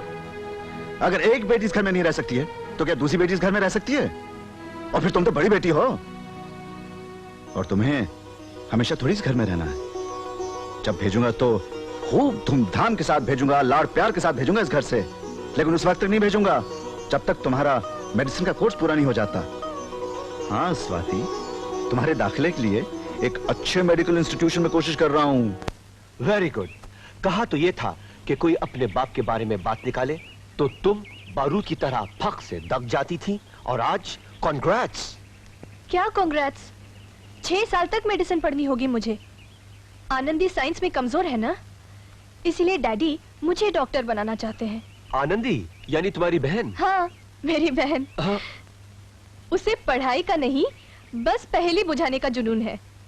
जरा सा मुंह खोलती है तो पहेलियों की झड़ी लग जाती है। जब हम और तुम आमने सामने खड़े हों तो मैं तुम्हारा देख सकती हूँ और मेरा तुम, लेकिन मैं खुद अपना नहीं देख सकती और ना अपना तुम। बोलो क्या? क्या क्या क्या? मैं तुम्हारा देख सकता हूँ और तुम मेरा? हाँ, लेकिन मैं खुद अपना नहीं देख सकती और ना तो तुम अपना देख सकते हो। बुझो क्या? मुझे नहीं मालूम। अपना अपना चेहरा बुद्धू। ओ हाँ, तुम्हारा ये प्यारा प्यारा चेहरा मैं देख सकती हूँ, लेकिन तुम खुद नहीं देख सकते, है ना? करेक्ट। लेकिन मैं तुम्हारा चेहरा हमेशा देखना चाहता हूँ। तुम मेरा चेहरा 6 साल तक नहीं देख सकते, जब तक मेरा मेडिकल कोर्स पूरा नहीं हो जाता। तो क्या मैं कद्दू छीलूंगा 6 सालों तक? कद्दू क्यों छीलोगे? कोई यूजफुल काम सोचो। अभी शादी के सिवा तो कोई यूजफुल काम सूझ नहीं रहा है। तो ये यूजफुल काम यानी शादी अब 6 बरस के बाद ही सोचना। अगर तुम कल शादी करने का वादा करो ना तो मैं आज ही पढ़ाई छोड़ दूं। शादी तो मैं कल की जगह आज कर लूं, मगर वो मेरा बाप है ना, वो चिरंजी लाल गोवर्धन प्रसाद रोकड़िया, वो दिन रात एजुकेशन और संध्या का जाप करता रहता है। क्या? हाँ। संध्या? ये कौन है? मुझे नहीं मालूम। ओह आई सी। तुम मेरी एक बात कान खोल कर सुनो। हाँ बोलो। खोलो कान। तुम्हें ना तो किसी एजुकेशन की जरूरत है और ना किसी संध्या की। मगर वो मेरा बाप चिरंजी लाल उनका नाम मुझे पता है। अच्छा अच्छा। तुम मुझसे वादा करो कि आज से तुम किसी एग्जाम में पास नहीं होगे, तो ना तो तुम्हारी एजुकेशन कंप्लीट होगी और ना तो चिरंजी लाल गोवर्धन प्रसाद रोकड़िया किसी संध्या से तुम्हारी शादी करेंगे। One difficulty. What difficulty? मुझे फेल होना आता ही नहीं है। What are you talking, man? क्या महिवाल रांझा या मजनू को मरने की प्रैक्टिस थी कि वो मर गए? प्यार में लोग जान भी दे सकते हैं और तुम एक सड़े हुए बीएससी के एग्जाम में फेल नहीं हो सकते। Shame on you. ठीक है, जल्दी से एक पहेली पूछो। फिर पहेली? बोलो। एक काले कपड़े पर सफेद नक्शा देखा। हाँ। दूसरी बार देखा तो नक्शा गायब। हाँ? बोलो क्या? सपना। भाई तुम ही ने तो सिखाया था ना सपना देखना, तो 6 साल तक सपने ही देखा करूंगा। लेकिन जिंदगी सपना नहीं, एक हकीकत है राम, ठोस हकीकत। इसे सच्चाई की नजर से ही देखना चाहिए। हाँ, मगर सच्चाई बहुत कड़वी होती है।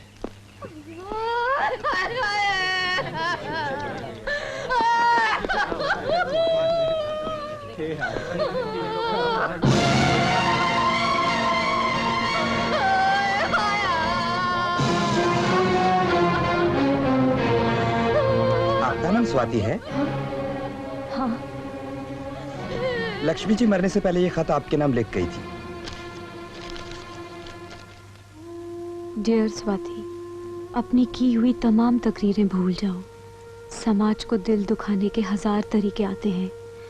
उसे हमदर्दी के शब्द भी गाली की तरह बकना आता है। सब हमदर्दी के बहाने आए और मुझे कीचड़ में गाड़ कर चले गए। मेरे लिए तो सांस लेना भी मुश्किल हो गया। तो इस जीवन का यही अंत ठीक लगा, क्योंकि ऐसे किसी देश में जीने का अर्थ क्या है जो ये पूछे कि चंद आदमियों की बरबराहट से मैं हार क्यों गई, लुट क्यों गई। इस देश में बलात्कार करने वाले आजाद घूम रहे हैं स्वाति, और बेबस में, लाचार में, मजबूर में आत्महत्या करने पर मजबूर कर दी गई। मैं तो चाहती थी कि मनोहर श्याम जिए, उन्हें मरने की क्या जरूरत है। वो तो मर्द हैं, लेकिन उन्होंने कहा कि उन्होंने मेरे साथ जीने मरने की कसम खाई है। शायद हम दोनों कार हैं, शायद हमें ठीक से लड़ना नहीं आया। मेरे देवर जी ने मनोहर से कहा, मैं कह रहा हूँ ऐसी कुलटा औरत को घर में रखना ठीक नहीं है। मेरी बात मानो, इसे फौरन घर से बाहर निकाल दो।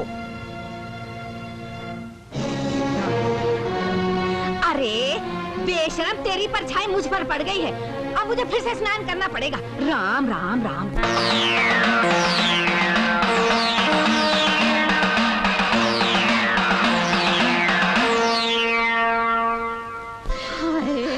मुझे छोड़ के चली गई। अरे मेरी मक्कारी क्यों करती हो शांति ताई? लक्ष्मी के कातिलों के फहरिस्त में तुम्हारा नाम भी लिखा हुआ है। होश में आ लड़की। छोड़ दे चाची को। इस लड़की को। तो तुम गिरीश हो, नीच। एक तो उस बेचारी को मार डाला, ऊपर से झूठे आंसू बहाते हो। मैं तुम्हें नहीं छोड़ूंगी। स्वाति, छोड़ दो इस कमीने को। तुम अपना खून क्यों जलाती हो स्वाति? जाने दो इसे। कभी नहीं। ये लोग मेरी लक्ष्मी के कातिल हैं। मैं इन्हें सजा दिलवाए बिना चैन का सांस नहीं लूंगी। इंस्पेक्टर साहब, ये खत पढ़िए, प्लीज पढ़िए। इसमें लक्ष्मी ने खास तौर पर लिखा है, उसके कातिल ये गिरीश और ये शांति ताई है। इन दोनों ने आत्महत्या नहीं की सर। अरेस्ट कीजिए इन्हें, अरेस्ट कीजिए।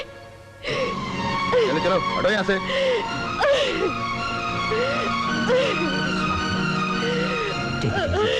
Hold yourself.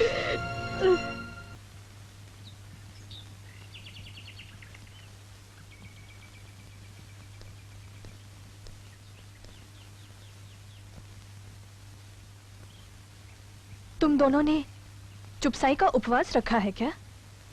कुछ नहीं बेटी, ऐसे ही। नहीं नहीं, तुम मुझसे कुछ छुपा रही हो। पगली, मैं तुझसे क्या छुपाऊंगी?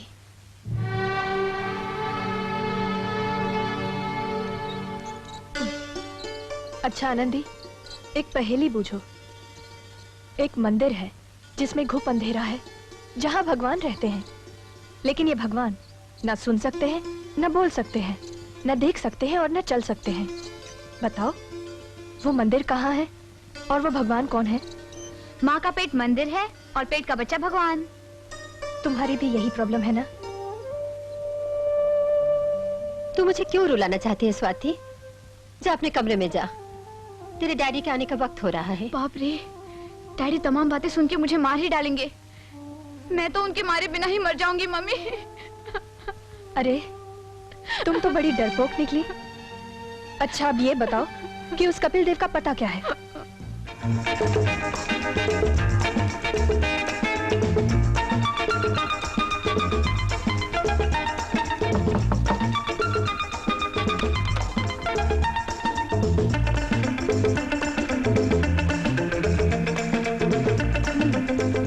तो तुम चिरंजी लाल गोवर्धन प्रसाद रोकड़िया हो?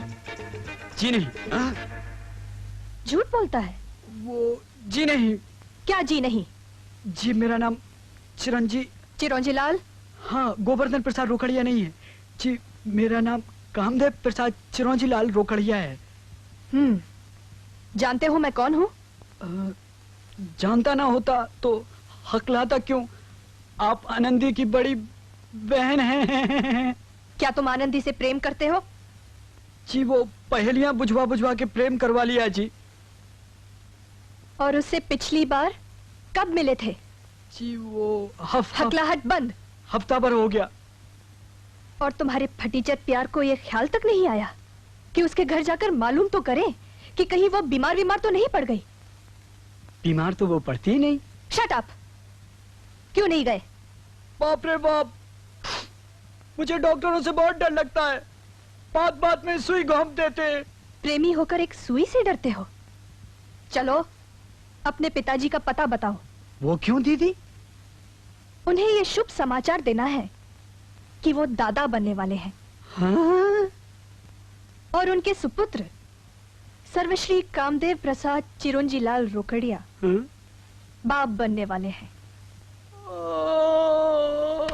बाप रे बाप। जी मैं कामदेव का पिता हूँ। जी हाँ, मुझे आपका खत मिला था। बैठिए बैठिए। शारदा जी आई।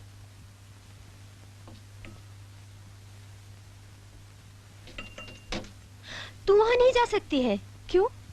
वो लोग तुझे देख लेंगे तो 1000 सवाल करेंगे। तू कौन है, किसकी बेटी है, आनंदी को ब्याह की इतनी जल्दी क्यों जब बड़ी बेटी घर में बैठी है। और फिर जितने मुंह उतनी बातें। तू तो समझदार है ना बेटी?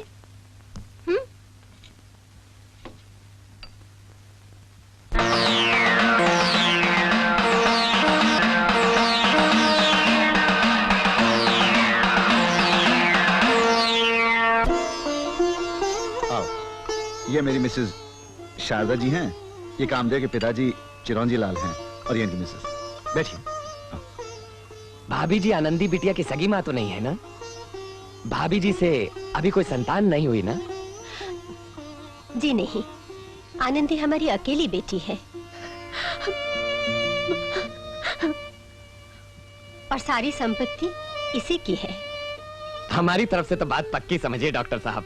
घर पहुंचते ही शुभ मुहूर्त निकलवाता हूँ और आपको लिखता हूँ। जैसे आपकी इच्छा। अच्छा, अब आज्ञा दीजिए। जी नमस्ते। नमस्ते।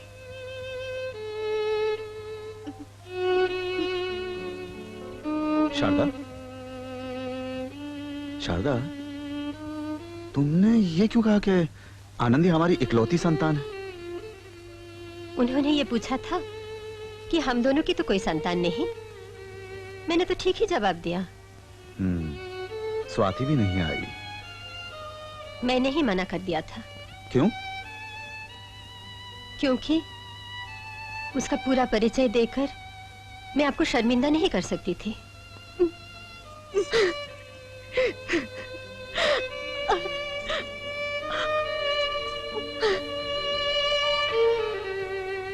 ये तुमने अच्छा नहीं किया।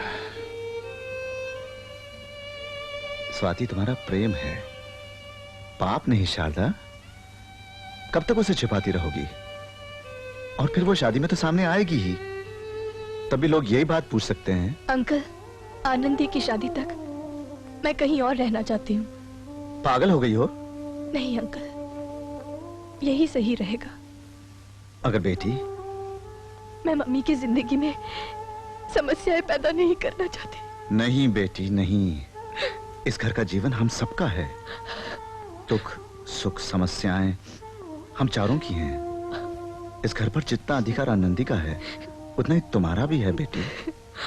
आई एम सॉरी अंकल, मैं फैसला कर चुकी हूँ। तुम मुझसे रूठ कर जा रही हो।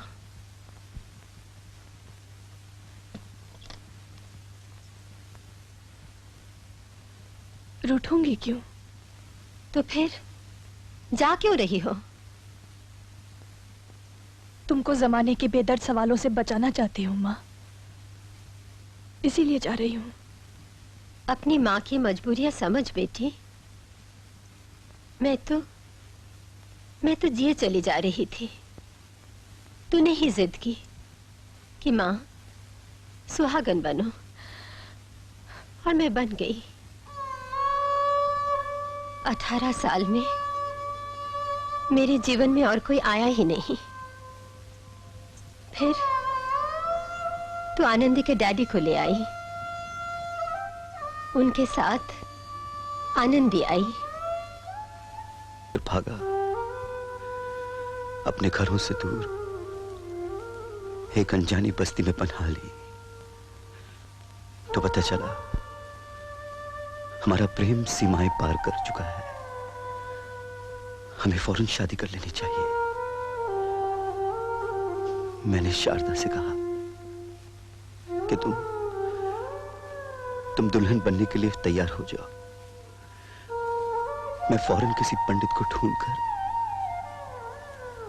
शुभ मुहूर्त निकलवाता हूं।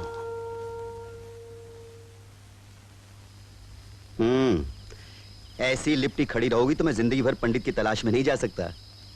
जाऊं?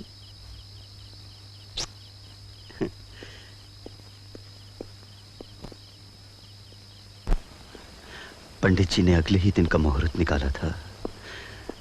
मैं बहुत खुश था, मगर मुझे क्या पता था कि मेरी बदनसीबी पेड़ों की ओट में खड़ी मेरा इंतजार कर रही है।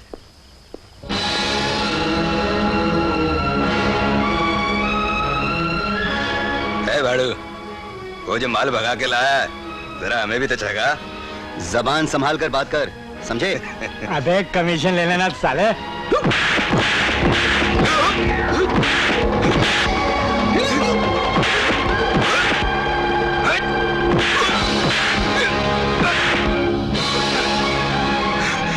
अरे काहे को मरता उसके लिए? वो तेरी बहन लगती है क्या? है?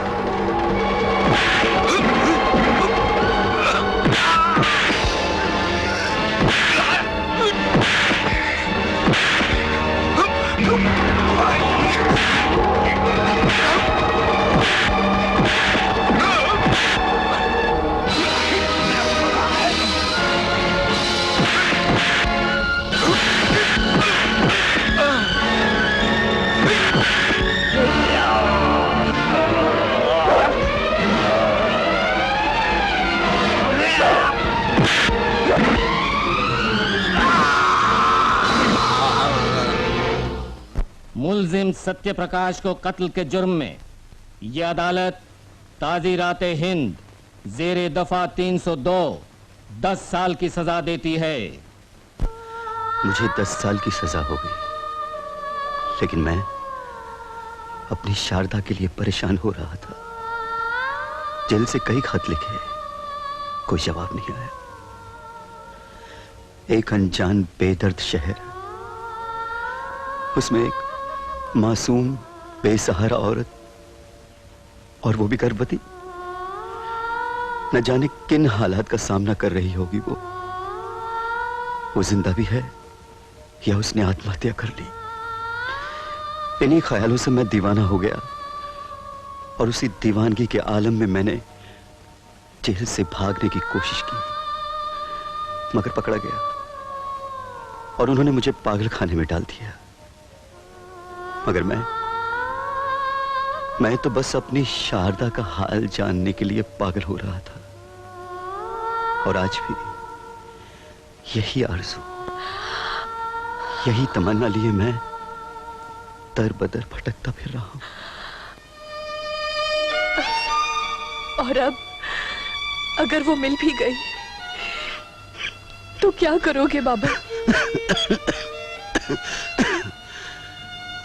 अपने आंसुओं से उसके पांव की धूल धोऊंगा और उसकी खोई हुई जिंदगी के कुछ लम्हे वापस लौटाने की कोशिश करूंगा। अगर उसने मेरा इंतजार छोड़कर एक नई जिंदगी शुरू कर ली है, तो शायद मैं खुशी से मर जाऊंगा। और क्या चाहिए मुझे?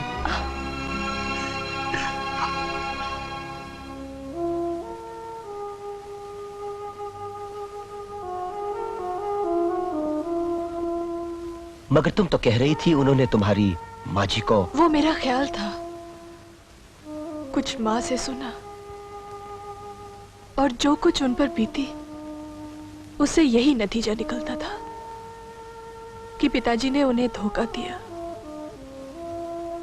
माँ कहती थी कि उसी शाम जब पिताजी पंडित जी से बात करने गए, वो खुशी खुशी अपने आप को दुल्हन बनाने लगी कि उसी वक्त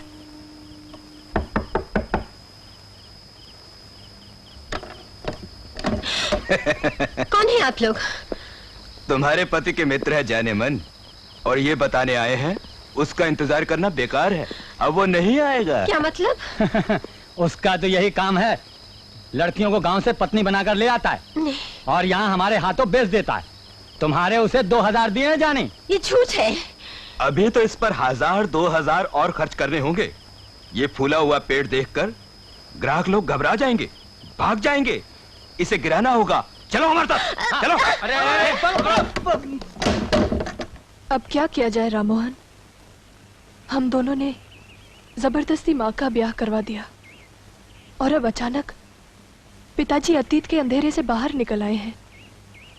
पिताजी की सजा तो समझो और बढ़ गई ना। अब मैं उनसे कैसे कहूं कि पिताजी आपने आने में बहुत देर कर दी, लेकिन माँ को ये बात बताना जरूरी है ना। मेरी तो यह राय नहीं है स्वाति। माँ के लिए हमने नर्क क्यों बनाए? अब वो किसी और की ब्याता है। कम से कम माँ को ये तस्कीन तो हो जाएगी कि पिताजी लौट आए। उन्हें ये बताना बहुत जरूरी है। ये कंजीवरम साड़ी है, आनंदी के डैडी ले आए थे। अरे ऐसा नहीं। अच्छा मम्मी ये बताइए, कपड़े के नीचे कपड़ा, जब सारा कपड़ा उतरा तो बताइए क्या निकला? सच पूछो तो ठेंगा निकला। क्या अनशन पहेलियां बुझाती है? कपड़े के अंदर से वही निकलेगा जिसने कपड़ा पहना होगा। यही तो पहेली है जनाब। मुझे नहीं पता। प्याज माय डियर मम्मी, प्याज।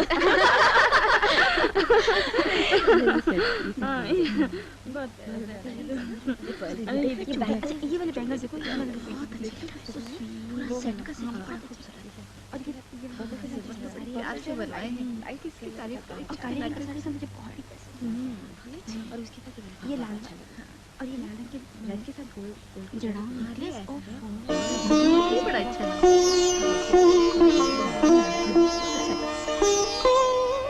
हाय स्वाति। हाय स्वाति। मम्मी 1 मिनट मेरे साथ आना। मैं अभी आई। मम्मी डैडी वापस आ गए हैं। कौन? सत्य प्रकाश, मेरे पिताजी। क्या तू पागल हो गई है? आज जब मैं इस घर में एक नई जिंदगी पाकर इतनी खुश हूँ, तू मुझे रुलाना चाहती है? नहीं माँ, नहीं। मैं तो पिताजी के चेहरे पर भी खुशी देखना चाहती हूँ। माँ वो तुम्हारी खोज में 18 बरस से पागलों की तरह भटकते फिर रहे हैं। ये झूठ है, मैं नहीं मानती। ये उनकी चाल है। जरूर किसी बुरी नियत से आए हैं वो। उन्हें हमारे बारे में कुछ नहीं मालूम माँ। वो तो ये भी नहीं जानते कि मैं उनकी बेटी हूँ।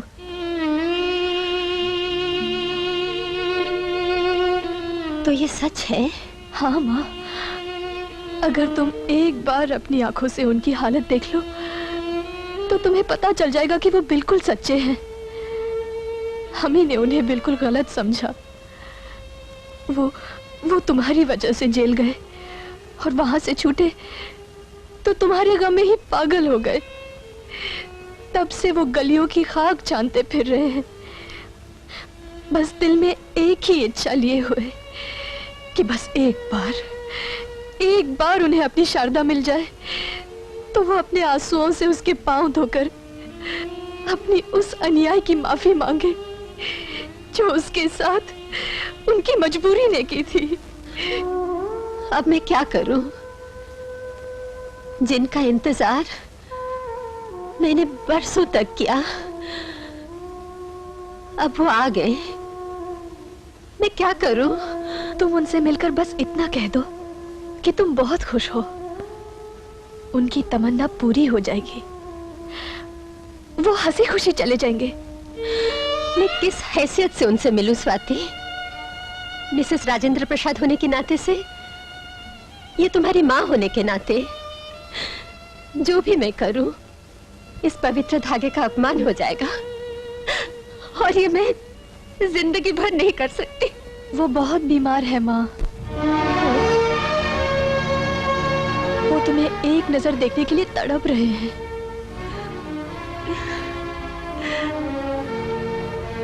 अगर तुम उन्हें ना मिली, वो मर जाएंगे।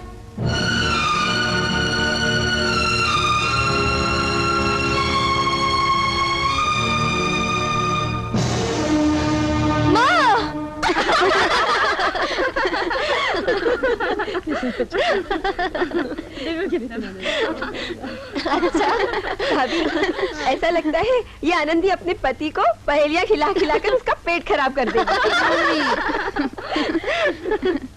हाँ देखिए,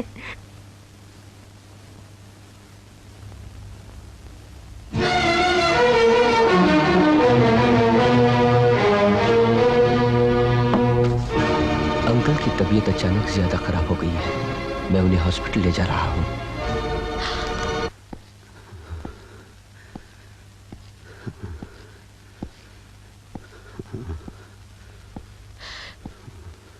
क्या हुआ इन्हें? अब सब ठीक है Swati, don't worry, I take care. Uncle, इन्हें क्या हुआ है? अच्छी खबर नहीं है स्वाति, लुकीमिया है, 3rd स्टेज। बचने के चांसेस बहुत कम हैं। लेकिन यह है कौन? ये राममोहन के रिश्ते में दूर के अंकल हैं। इनकी देखरेख करने वाला भी कोई नहीं है। क्यों नहीं? तुम जो हो स्वाति, तुमने ही तो कहा था कि दुनिया का कोई भी रिश्ता इंसानियत के रिश्ते से बड़ा नहीं। लेकिन मुझे ऐसा महसूस होता है कि इस आदमी की आत्मा पर कोई बहुत बड़ा बोझ है। ये किसी चीज के लिए तड़प रहा है। अगर हमें पता चल जाए कि उसकी क्या तमन्ना है और अगर हम उसे पूरा कर सकें, तो यह आदमी अपनी जिंदगी के आखिरी दिन शांति से गुजार सकेगा। अच्छा, स्वाति भी राममोहन के साथ आई थी? राममोहन से ज्यादा परेशान तो स्वाति थी। पल भर के लिए भी नहीं हटी वहां से। मैंने उसे कहा भी कि बेटे, देखभाल के लिए नर्सेज हैं, लेकिन उसने जैसे मेरी बात सुनी नहीं। Good morning. माँ, तुम? स्वाति, 4 दिन में क्या हालत बना ली है? कितनी थकी थकी सी लग रही है। ठीक तो हूँ माँ, मगर तुम यहाँ क्यों आई? सुना है राममोहन के अंकल की तबीयत बहुत खराब है। मैं देखती हूँ। नहीं माँ, तुम नहीं जानती। मैं क्या नहीं जानती? क्या मैं यह अस्पताल नहीं जानती? यहाँ के स्टाफ को नहीं जानती? कल तक मैं यहाँ नर्स थी। मैं देख कर आती हूँ। माँ! अरे, कहाँ चले गए? कमरे में तो नहीं है? हाँ, शायद बाहर वॉक करने चले गए। हाँ, कोई बात नहीं, मैं फिर कभी आकर मिल लूंगी। स्वाति, आनंदी का ब्याह सर पर आ गया है और तुम यहाँ सेवा में लगी हो। सेवा अच्छी चीज है बेटी, लेकिन आनंदी के ब्याह की तैयारियों में तुम्हें हाथ भी बटाना चाहिए ना। माँ, मैं शादी के दिन जरूर रहूंगी, पर अभी जब वो मौत और जिंदगी के बीच में झूल रहे हैं, मैं उन्हें अकेला नहीं छोड़ सकती। ठीक है, मगर जल्दी आने की कोशिश करना। हाँ?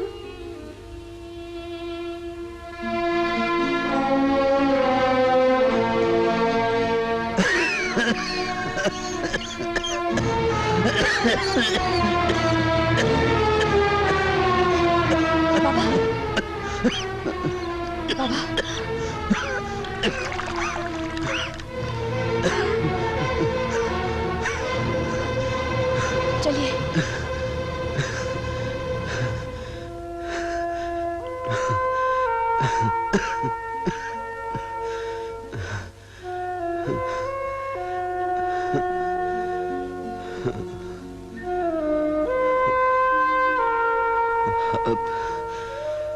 अब जीने में कुछ नहीं रह गया।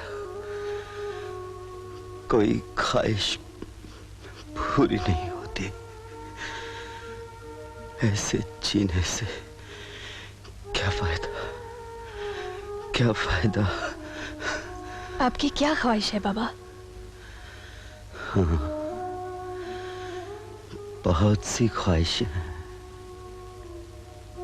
बताइए, मैं उन्हें पूरा करने की कोशिश करती हूँ।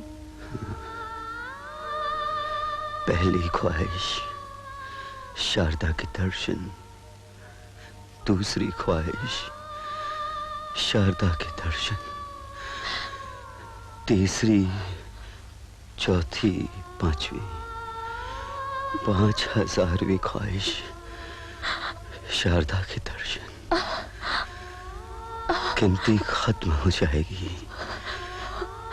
मगर मगर ये ख्वाहिश बची रहेगी, शारदा के दर्शन। अंकल, अंकल, हाँ? किसी भी तरह उन्हें बचा लीजिए अंकल। कोशिश तो मैं पूरी कर रहा हूं बेटी, लेकिन राममोहन के अंकल के लिए तुम इतनी ज्यादा परेशान क्यों हो रही हो?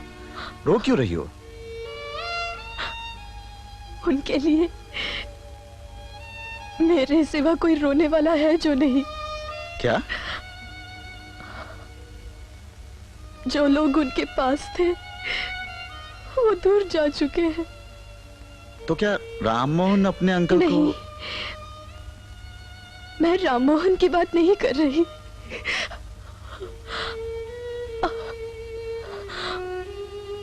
उनकी जिंदगी उनसे दूर होकर कहीं और जा चुकी। कहां?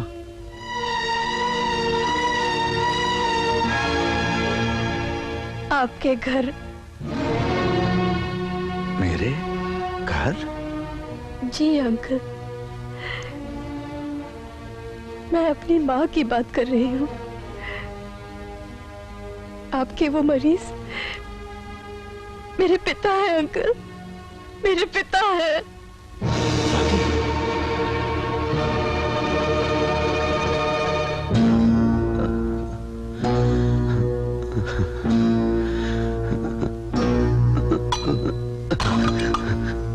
ये सब तुमने मुझे पहले क्यों नहीं बताया स्वाति? मैं अभी जाके मम्मी को बुलाता हूँ। नहीं अंकल, प्लीज प्लीज ऐसा मत कीजिए अंकल।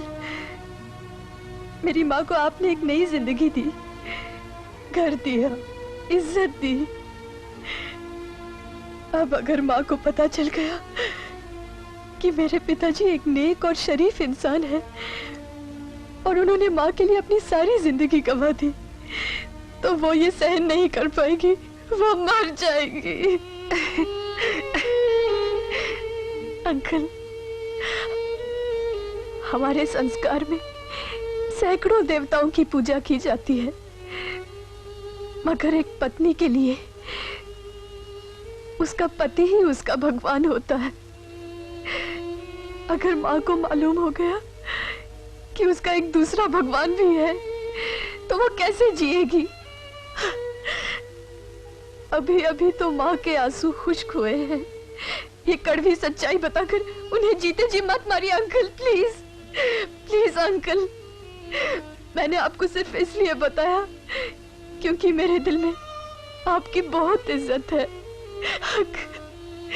अभी को मत बताइए, प्लीज मत बताइए, प्लीज।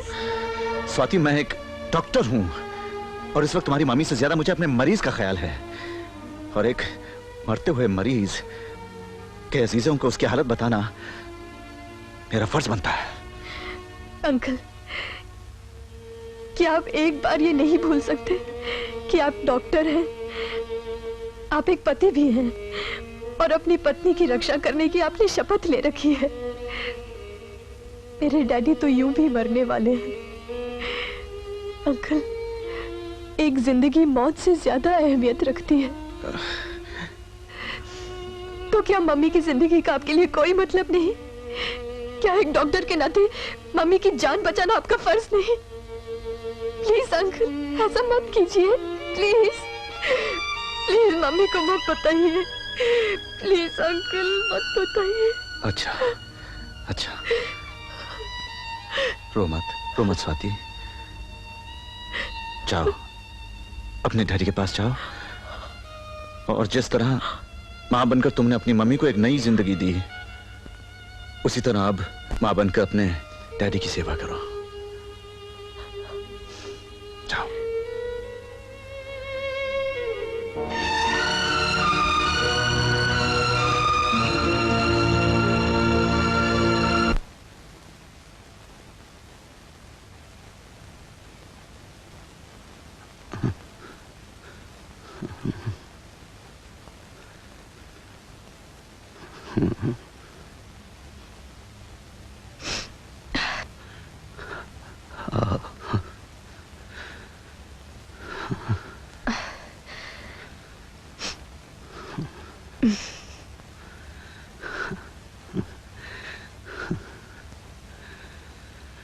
स्वाति, मैंने तुम्हें अपनी सारी ख्वाहिशें गिनवा दी हैं, एक रह गई है, सिर्फ एक।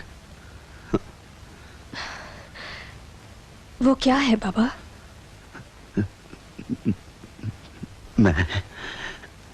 मैं मरने से पहले तुम्हारी मां के दर्शन करना चाहता हूं बेटी।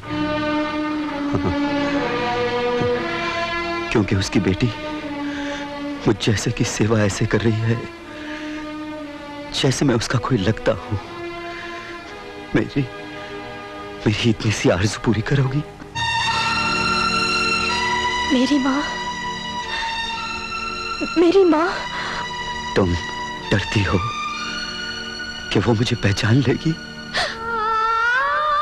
बाबा,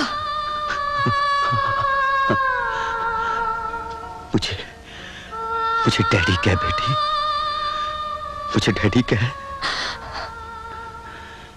तुम ये समझती हो कि ये जानने के बाद तुम्हारी मां ने डॉक्टर साहब से शादी कर ली है, मैं उसके सौभाग्य से चल जाऊंगा? नहीं बेटी नहीं, तब तो अपने डैडी को समझी नहीं।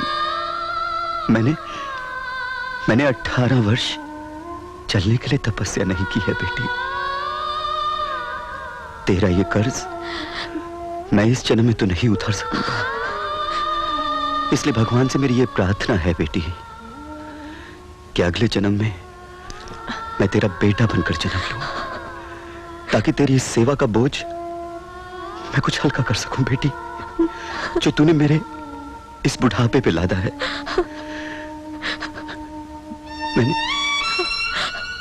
मैंने तुझ में तेरी मां को देख लिया है बेटी, बस। Daddy, daddy, daddy. सत्यप्रकाश, मैं आपको आपकी शारदा से जरूर मिलवाऊंगा। अंकल।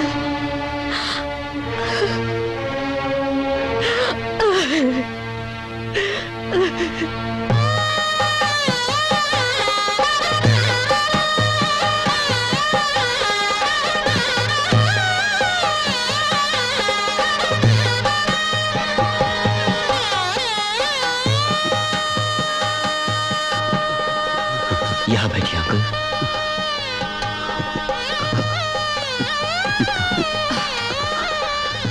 आप यहाँ आराम से बैठिए।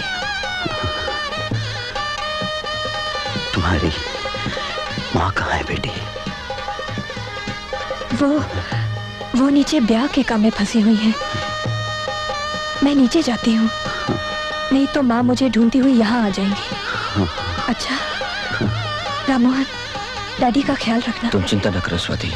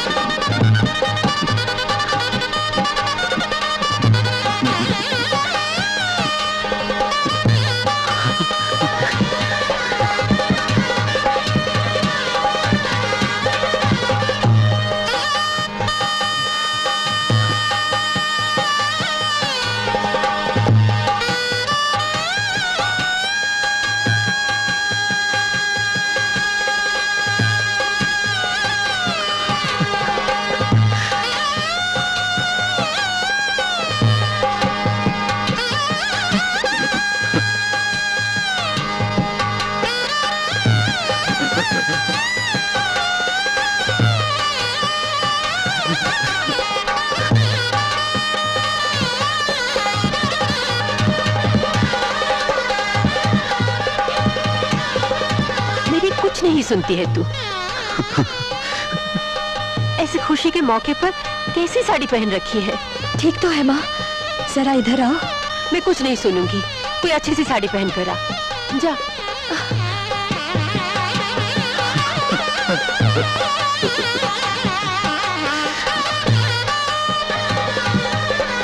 कन्या का हाथ वर के हाथ में दीजिए।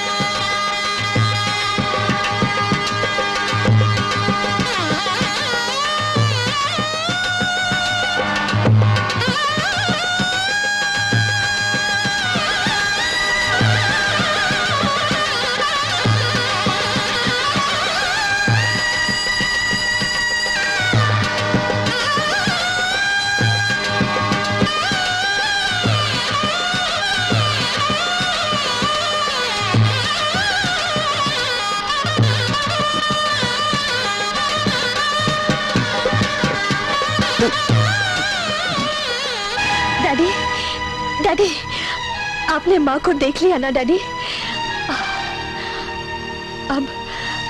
अब हमें यहाँ से चले जाना चाहिए। हम दोनों किसी और शहर में जाके रहेंगे। आपने बहुत मुसीबतें झेली हैं डैडी। हालात ने आपके साथ बड़ा अन्याय किया है।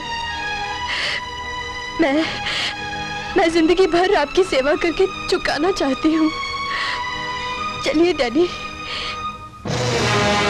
Daddy, uncle, daddy.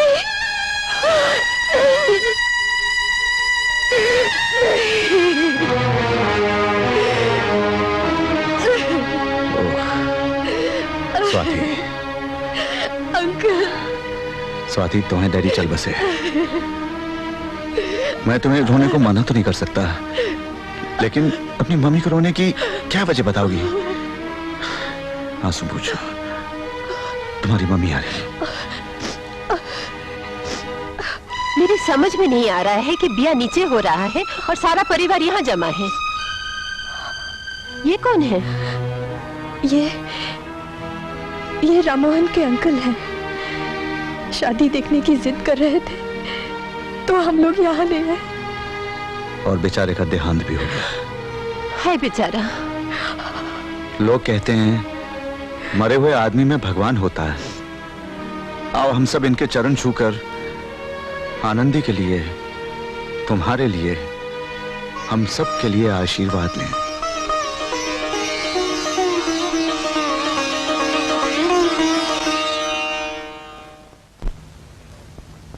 दर्शकों, कृपा करके स्वाति को आशीर्वाद दीजिए। औरत जो इस दुनिया की ही मां है, मां होकर भी मां है, बीवी होकर भी मां है और बच्ची होकर भी मां है। उसी छोटी सी सुंदर सी मां की कहानी है हमारी स्वाति।